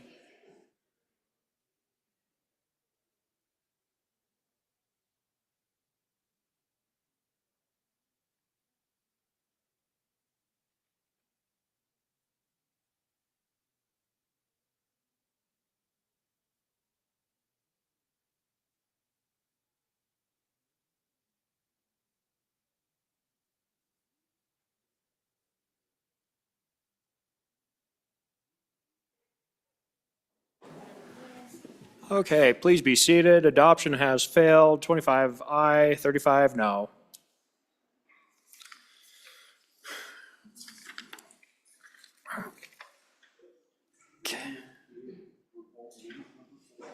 We are now on Committee of the Whole Amendment number 4, Representative Larson. Thank you, Mr. Chairman. At this time, I'll move Committee of the Whole Amendment number 4 to House Bill 199 and offer some explanation. Members, what this does is decrease the amount from 30 million to 28 million. The reason why is he told us that the cap of, or the sponsor told us that the cap is 4,000 for students, and his numbers, multiply that times 7,000 per student, it's 28 million. $2 million is a lot of money. So just bringing things up in alignment with the data we have been presented with. Thank you, Representative Larson. Any, believe, okay. Question has been called. All those in favor of amendment number 4, please say aye. Aye. All those that oppose, same sign. No. Adoption has failed. Is division being called? All those in favor, please stand.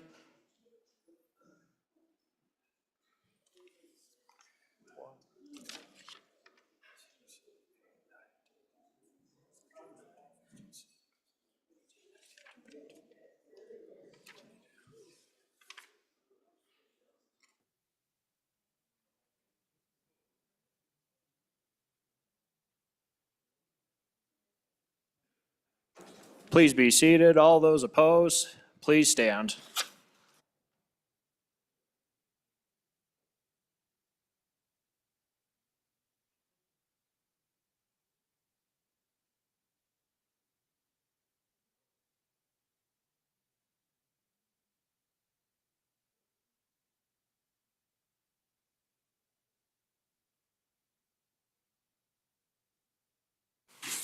Please be seated. Adoption has failed. 22 aye, 37 no.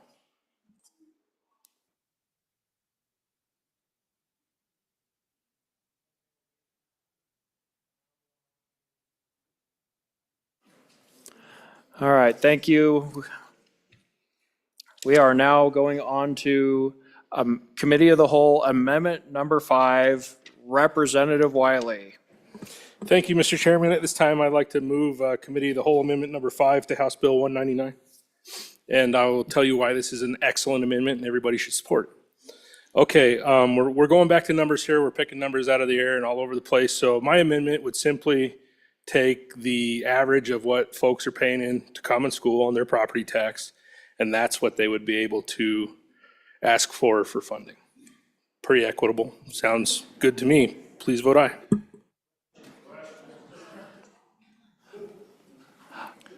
Question is being called, but I believe we have a speaker. I'm going to move the discussion over to Chairman Andrew. Thank you, Mr. Chairman. This on and against, this amendment is a really good way to make sure only rich people can take advantage of this program. Thank you. Thank you, Chairman Andrew. Further discussion? Question has been called, but I see Mr. Chairman, a person at the stand. I'm going to move the discussion over to Representative Harshman. So for a person to pay property taxes to get to 7,000, just, it's a $1.2 million home, roughly, I guess. I'm just kind of doing little league math here to Mike. But,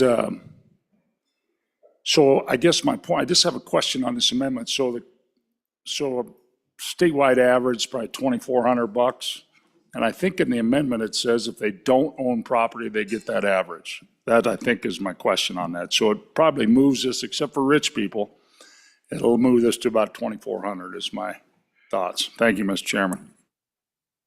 Thank you, Representative Harshman. Any further discussion? Moving the floor back to Representative Wiley. Mr. Chairman, thank you. I'm not trying to get us into a bunny hole, but I think there's some confusion with the good chairman that's bringing the bill. This would not be a break to the uber rich. It is the average of the statewide again. So we're bringing back in the question of equity. So it's essentially what anybody across the state would pay towards their portion of the common school fund. So it doesn't matter if you rent or if you're rich or if you're poor or if you're cold, tired, or hungry. Everybody will get the same number back, and it'll be less than the 7,000. Please vote aye. Thank you, Representative Wiley. Is there any further discussion? Question is being called. We are now on Committee of the Whole, Amendment Number 5. All those in favor, please say aye. All those opposed, same sign. Adoption has failed. We are now back on to House Bill 199. Further discussion on the bill. Discussion being called. Representative Harshman.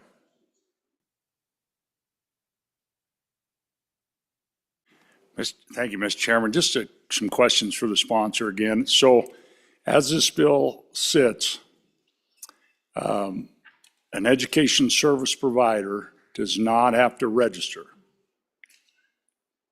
It will be, so any of us could create that.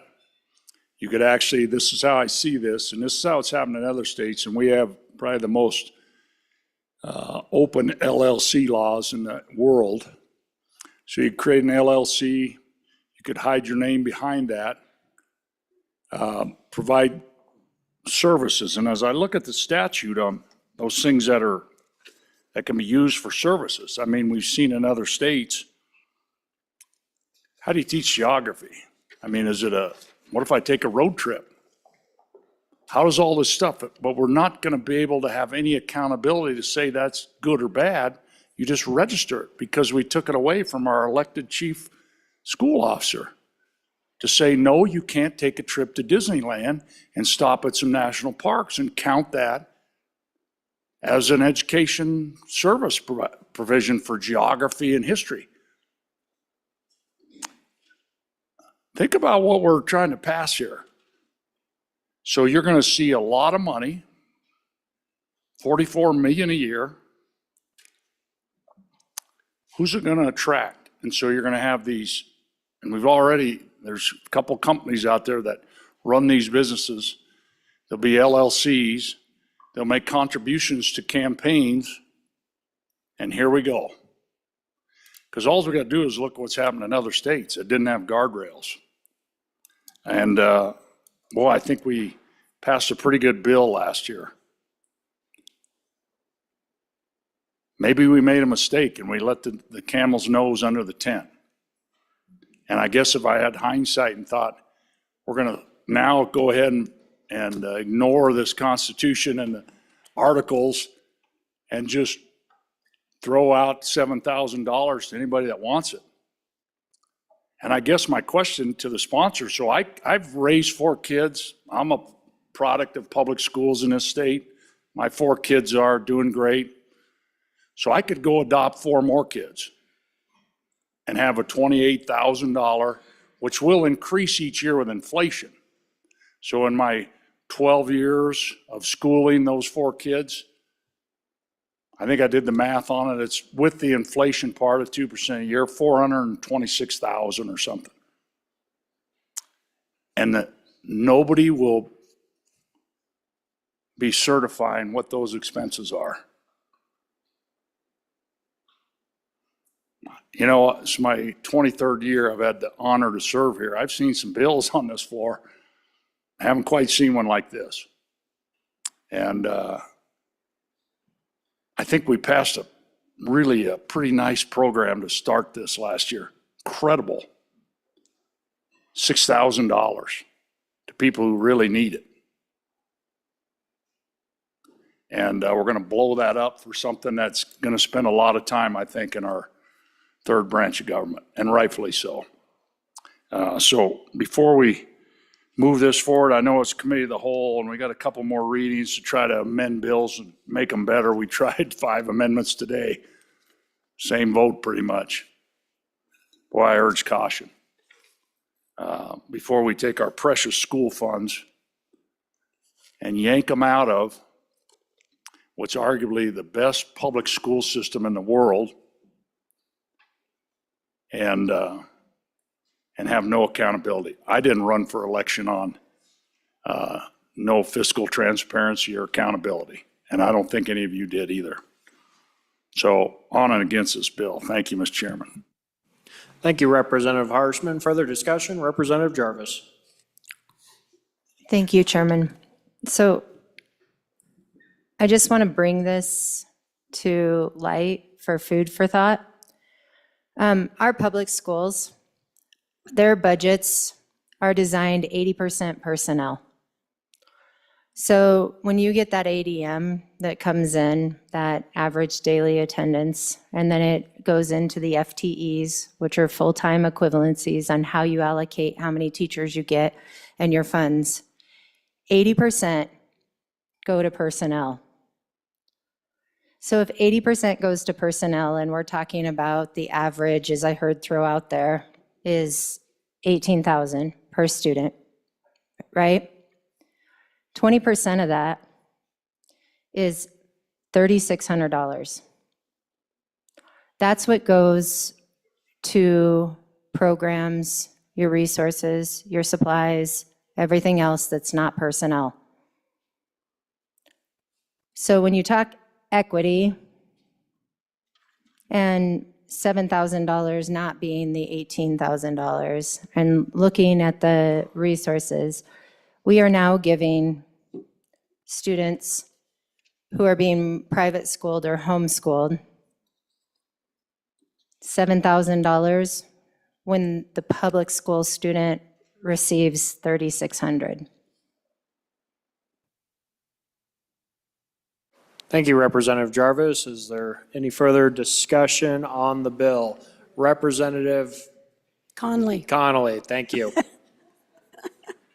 Thank you, Mr. Chairman. I just have a question for the bringer of the bill. It's being new, it seems to me that the bill that was passed last year was a really good bill and did a really good, needed service to our people in the state. It's been a year. Can you tell me, has this program had a chance to work? Has it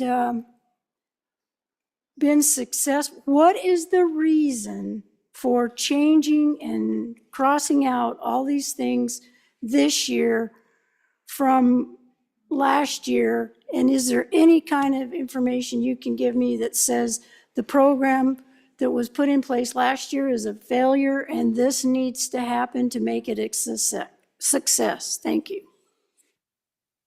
Thank you, Representative Connolly. Further discussion, Representative Thayer. Thank you, Mr. Chairman. That was my exact question, so I would like the same answer. Thank you. Thank you, Representative Thayer. Further discussion, Representative Larson. Thank you, Mr. Chairman. I'd like to go back to a point that I made just a bit earlier when we was talking about this and get the sponsor's perspective on it, if I may. We spent, as you recall, in the first week of this session, hours discussing ESG and how we felt that those conversations were inappropriate in influencing the investments of our state. Last year, we came in and we slapped the hands of the university across the hill and says, not only can you not teach DEI, you have to get rid of that office. But yet, all of these things that we say we don't like using influence in our general fund dollars, our state funds, would be allowed. Someone could teach, someone could provide an education teaching all of these things that we say we have a problem with using state dollars. I understand the argument that the parents get to choose how and what their children receive, but across Yale University, we said students get to choose, and we shot that in the hind end. Said, no, that's not with our state dollars. And so I'm just having a hard time making a reconciliation of that whole concept here and why we throw that certification or accountability out the window for these in this provision. So I look forward to hearing some feedback on that. Thank you, Representative Larson. Further discussion, Representative Harshman. Thank you, Mr. Chairman, and I just did a handout I wanted to share with you yesterday when I was coming back and at home on the weekend. I swung by my school, and on the front of that school, founded in 1896, there's actually two NCHSs. One is, I can say the counties, one is Niobrara, and the other is Natrona. And we do student exchanges every now and then, but this is carved on the front of the school. And you know, we had some of these talking about public lands on a previous bill, but you know, when we were founded, our original 13 colonies had land that went over the mountain range clear to the west, and they had to give up that land. And then that became the Northwest Ordinance, these states that surround what we call the Great Lakes today. And you can see this. This is when our third president was in office. I think there were 3 or 4 of these Northwest ordinances: religion, morality, and knowledge being necessary to good government and the happiness of mankind. Schools and the means of education shall forever be encouraged. So that's why we have these school sections today in Wyoming. That's why we have the common school counts, because the Northwest ordinances when our third president. Okay, so flip over the backside, and this bill's been amended. It was 44 million. Excuse me, it's still 44 million. That we amended the appropriation down, but I think the part you need to talk about, we haven't talked about yet, is where's the money coming from? And so if you looked in your data book, and I encourage you freshmen to put that underneath your pillow when you go to sleep each night, and it'll just soak in. But the federal mineral royalty stream, there was a senator who was a previous governor here, and his grandson recently served as governor. We used to only get about 1/3 of the mineral royalties, and he arranged that where we get 50-50. Now we lose 2% for administration, so it's like a 48.52, but there's a cap that's been there for a quarter century, $200 million cap, and it's under the cap distributions. And nobody's messed with that thing. We found the right balance. Because back in the 80s and 90s, there was a lot of what was called, these streams all went to everything.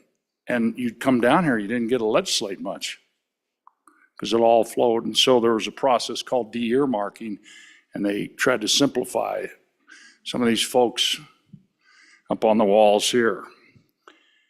So this hasn't been really messed with in about a quarter century. And so what this bill proposes to do is go in and take the amount that goes to schools underneath the cap, right? Right now it's 47% or some number. I don't have it right in front of me, but 47% of 200 million goes to public schools. This cuts that in half. So this thing's going to take about 45 million or so, 44 million a year out of public schools and put into this program. You can't print money at the state level. Federal government does, but we can't print it. So we got to go get it somewhere. So what does 44 million look like in your communities? And so if you go on the back side of this, here's what 45 million. These are the 8 smallest school districts. I circled it up and I pointed an arrow to it. You see that? So those are those school districts in Sheridan, Washakie Park, Fremont, Platte, Bighorn, and 2 more in Fremont.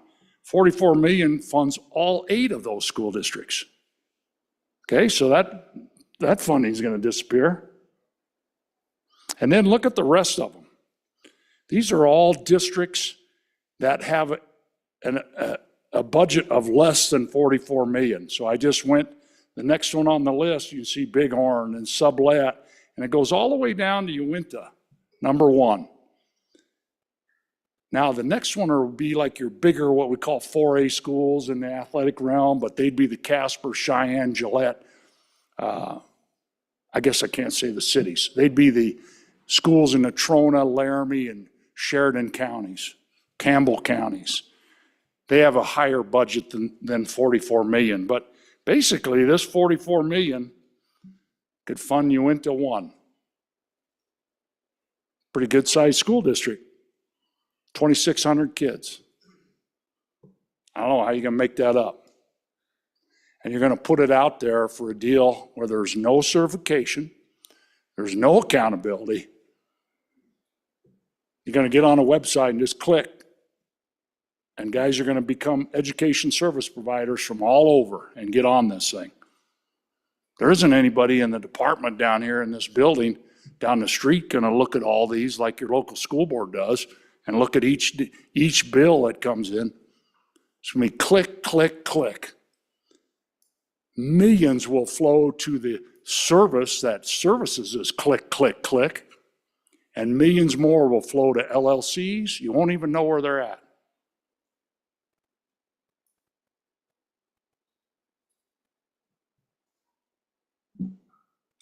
I don't know who thinks this is a good idea. You have to have accountability with public dollars, members.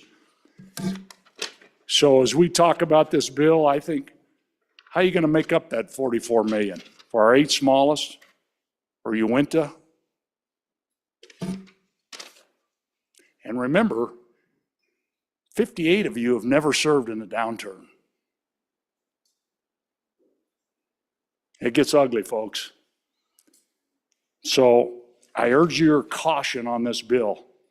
If there was one bill we were going to kill on committee of the whole, I think it's got to be this one. And I just think we passed a pretty nice program last year. Let that thing take off and see if it's going to fly, and make adjustments to it. But to shoot that thing out of the sky, boom, as it's just taken off, have it crash and burn, and throw this thing out there. Mr. Chairman, this is not a filibuster. God, I'm just trying to somehow please and convince you this is not good. And none of us ran for election on this. a lot of school choice supporters, but not no accountability with our precious public school dollars. On and against. Thank you, Mr. Chairman. Thank you, Representative Harshman. Is there any further discussion? Chairman Andrew. Thank you, Mr. Chairman. I want to address a couple things. There's been quite a few questions since I've last had a chance to talk, but first of all, there is a list in the law. I mean, it gets confusing because the bill is amending the current law, but in the law, there's a list of things that you can use this money for. Travel is not one of those. There's also other states that do this, so we can look into fraud rates, for example. The auditor of Arizona published fraud rates for their program, and the fraud rate was 1% compared to their food stamp program, which was 11%, and unemployment insurance nationally at 22%. So it is one of the lowest fraud rates of any government program out there. Additionally, on the funding, it doesn't just get all that money and get to keep it and divert it from the school foundation program.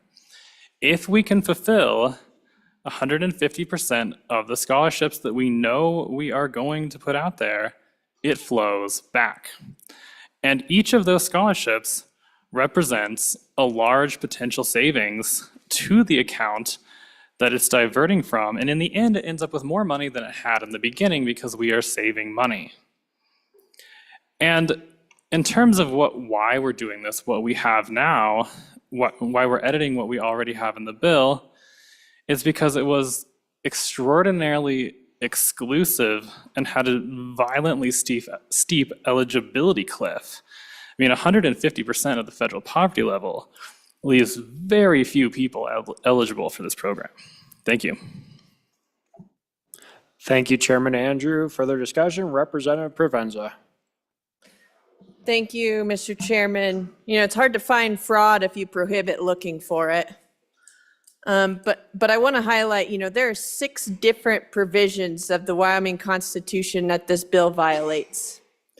And so from my perspective, as someone who voted against the original voucher bill and someone who will continue to vote against public money going to private schools, I'm not terribly heartbroken by this bill.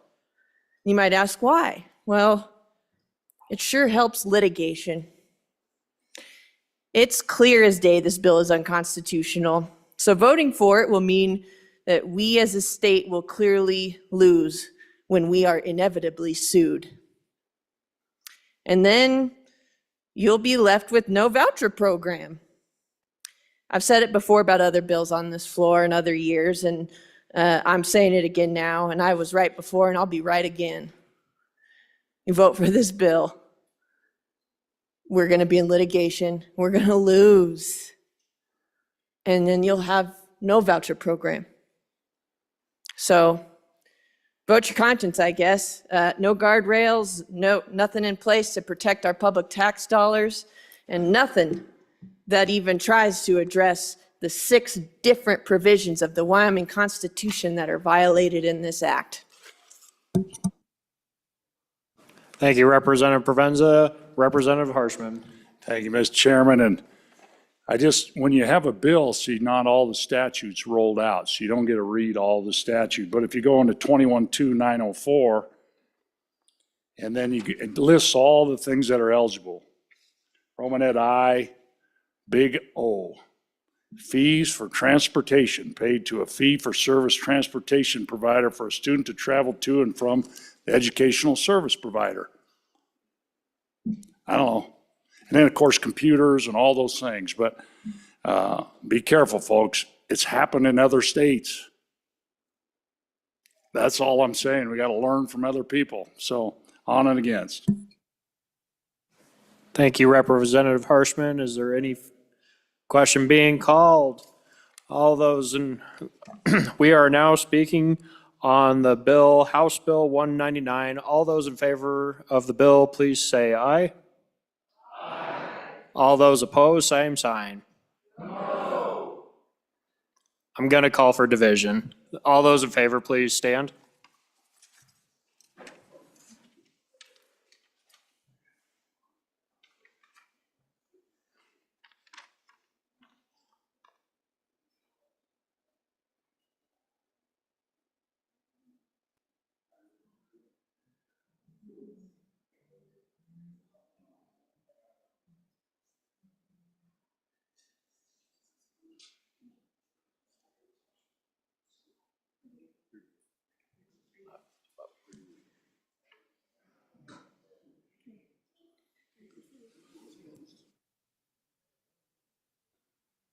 Please be seated. All those opposed, same sign.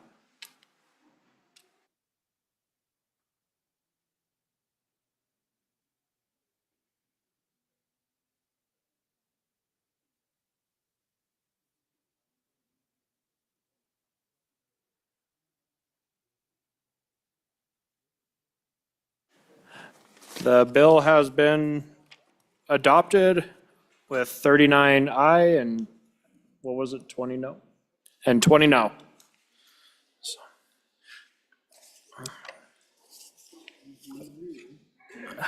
House Bill 199 has been adopted, has been passed.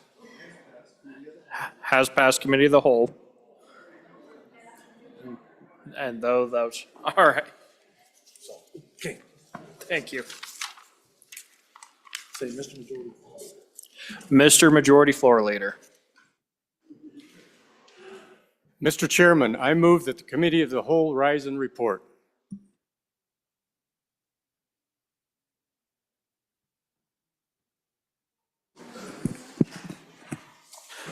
You have heard the motion. Of all those in favor, say aye. Aye. Those opposed, no. Motion carries. The reading clerk will read the Committee of the Whole report. Mr. Speaker, your Committee of the Whole, having had under consideration bills on general file, beg leave to report as follows. House Bill 199 do pass amended.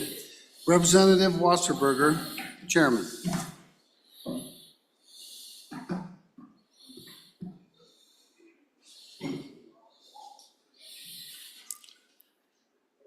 Representative Wasserberger.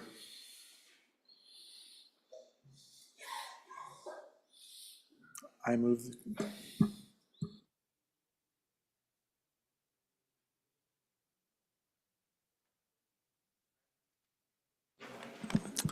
I move the adoption of the Committee of the Whole report. You have heard the motion. All those in favor, say aye. Those opposed, no. Motion carries. Congratulations, Representative Wasserberger.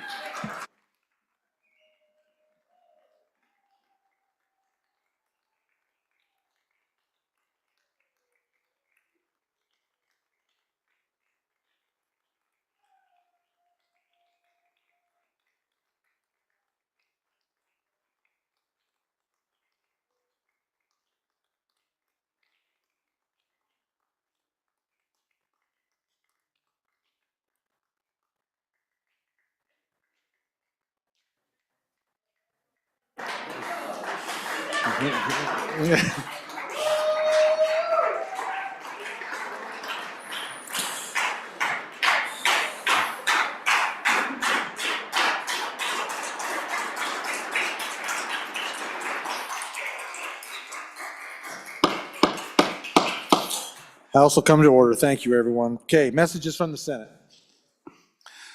Message 140. Mr. Speaker, the bill listed below passed the Senate on third reading in an amended form by the vote indicated. Senate File 20, oil and gas, bonding, options and bonding pools. Ayes 30, noes 1. Message 141. Mr. Speaker, the bill listed below passed the Senate on third reading by the vote indicated. Senate File 46, water and sewer districts, bid requirements. Ayes 19, noes 12. Message 142. Mr. Speaker, the bill listed below passed the Senate on third reading by the vote indicated. Senate File 73, charter school funding amendments. Ayes 28, noes 3. Message 143. Mr. Speaker, the bill listed below passed the Senate on third reading by the vote indicated. Senate File 95, Special Purposes Depository Institution Amendments. Ayes 28, noes 3. Message 144. Mr. Speaker, the bill listed below passed the Senate on third reading in an amended form by the vote indicated. Senate File 2, Hunting Licenses, Weighted Bonus Points System. Ayes 29, noes 2. Message 145. Mr. Speaker, the bill listed below failed to pass the Senate's third reading by the vote indicated. Senate File 3, Mule and White-tailed Deer, Separate Hunting Seasons. Ayes 12, noes 19. Message 146. Mr. Speaker, the bill listed below passed the Senate on third reading in an amended form by the vote indicated. Senate File 81, Tax Exemption, Property Owned by the State. Ayes 18, noes 13. Sincerely, Ellen Thompson, Senate Chief Clerk. Thank you, Reading Clerk. Reports from our standing committees. House Bill 59, sponsored by Representative Harshman. Limited mining operations, water quality testing. Mr. Speaker, your committee number 9, Minerals, Business and Economic Development, to whom is referred House Bill 59, Limited Mining Operations, Water Quality Testing. Respectfully report, same back to the House with the recommendation to pass with the following amendments. Ayes, Representatives Campbell, Heiner, Knapp, Larson, Lawley, Tarver, Weber. Noes, Representative Schmid. Excused, Representative Riggins. Representative Heiner, Chairman. House Bill 81, sponsored by Representative Yin. Regulatory reduction, mortgage loan originator licensing. Mr. Speaker, your committee number 7, Corporations, Elections, and Political Subdivisions, to whom is referred House Bill 81, Regulatory reduction, mortgage loan originator licensing. Respectfully report, same back to the House with the recommendation that do pass with the following amendments. Ayes, Representatives Brown, Heft, Knapp, Locke, Lucas, Webb, Weber, Yin. Noes, Representative Johnson. Representative Knapp, Chairman. House Bill 164, sponsored by Representative Brown. Medical prescriptions, off-label purposes. Mr. Speaker, your committee number 10, Labor, Health, and Social Services, to whom is referred House Bill 164, Medical prescriptions, off-label purposes. Respectfully report, same back to the House with the recommendation do pass with the following amendments. Ayes, Representatives Klauston, Gugemas, Heft, McCann, Ottman, Rodriguez-Williams, Wasserberger. Noes, Representative Yin. Excused, Representative Stivar. Representative Rodriguez-Williams, Chairman. House Bill 202, sponsored by Representative Filer. Fast Track Permits Act. Mr. Speaker, your committee number 4, Education, to whom is referred House Bill 202, Fast Track Permits Act. Respectfully report, same back to the House with the recommendation that do pass. Ayes, Representatives Andrew, Bratton, Erickson, Gugemas, Singh, Strzok. Noes, Representatives Kelly, Lawley, Williams. Representative Andrew, Chairman. House Bill 177, sponsored by Representative Worf. Statutory Standing Committee, Federal Review. Mr. Speaker, your committee number 7, Corporations, Elections, and Political Subdivisions, to whom is referred House Bill 177, Statutory Standing Committee, Federal Review. Respectfully report, same back to the House with the recommendation that do pass. Ayes, Representatives Brown, Heft, Johnson, Knapp, Locke, Lucas, Webb, Weber. Noes, Representative Yin. Representative Knapp, Chairman. House Bill 206, sponsored by Representative Weber. Elections, Acceptable Identification, Revisions 2. Mr. Speaker, your committee number 7, Corporations, Elections, and Political Subdivisions, to whom is referred House Bill 206, Elections, Acceptable Identification, Revisions 2. Respectfully report, same back to the House with a recommendation that do pass. Ayes, Representatives Brown, Heft, Johnson, Knapp, Locke, Lucas, Webb, Weber. Noes, Representative Yin. Representative Knapp, Chairman. House Bill 232, sponsored by Representative Haroldson. Elections, hand counting for recounts. Mr. Speaker, your committee number 2, Appropriations, to whom is referred House Bill 232, Election hand counting for recounts. Respect the report, same back to the House with the recommendation that it do pass with the following amendments. Ayes, Representatives Alamand, Angelos, Bear, Haroldson, Pendergraft, Smith. Noes, Representative Sherwood. Representative Bear, Chairman. House Bill 270, sponsored by Representative Bear, Permanent Mineral Trust Fund Spending Policy. Mr. Speaker, your Committee Number 2 Appropriations, to whom is referred House Bill 270, Permanent Mineral Trust Fund Spending Policy, respectfully report same back to the House with the recommendation that it do pass. Ayes. Representatives Alaman, Angelos, Bear, Haroldson, Pendergraft, Smith. Noes. Representative Sherwood. Representative Bear, Chairman. House Bill 271, sponsored by Representative Bear, Common School Account Spending Amount Policy Amount. Mr. Speaker, your Committee Number 2 Appropriations, to whom is referred House Bill 271, Common School Account Spending Policy Amount, respectfully report same back to the House with the recommendation that it do pass. Ayes. Representatives Alaman, Angelos, Bear, Haroldson, Pendergraft, Smith. Noes. Representative Sherwood. Representative Bear, Chairman. Thank you, Reading Clerk. Next, we'll have our committee announcements. Representative Bear, Appropriations. Thank you, Mr. Speaker. Tomorrow at 8 a.m., your Committee Number 2 Appropriations will be meeting to cover 3 bills: House Bill 143, La Prelle Dam Rebuilding; House Bill 236, County Officials Nonpartisan Elections; House Bill 238, Ballot Harvesting Prohibition. And again, any referrals as assigned, but also your Joint Appropriations Committee will be meeting tomorrow, Tuesday, the 28th, at noon recess to go finalize House Bill Number 1, the supplemental budget. Thank you, Chairman Bear. Chairman Byron. Thank you, TRW. Mr. Speaker.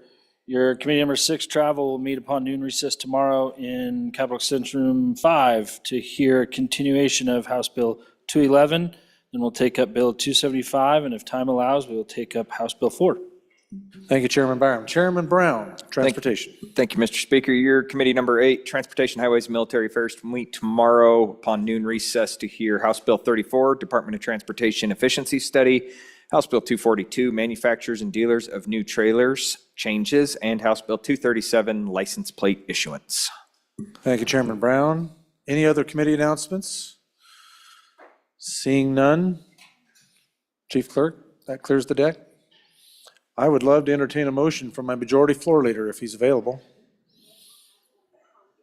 Yeah, we've got Management Council upon adjournment, and here he comes, like he's being shot out of a cannon. Here he comes. Mr. Majority Floor Leader, you might have something for us? Mr. Speaker, I apologize. I move that the House recess until 10 a.m. tomorrow, whatever day that is, January 24th. We adjourn. We adjourn. Okay, I thought we'd come back later and do it again. Mr. Speaker, I move that the House adjourn until 10 a.m. on January 28th. Thank you, Majority Floor Leader. Members, you have heard the motion. All those in favor signify by saying aye. All those opposed, no. Boy, division, huh? Oh. The motion has been adopted. We will see you tomorrow morning at 10 a.m. for the 11th day of our session 2025. This session is adjourned.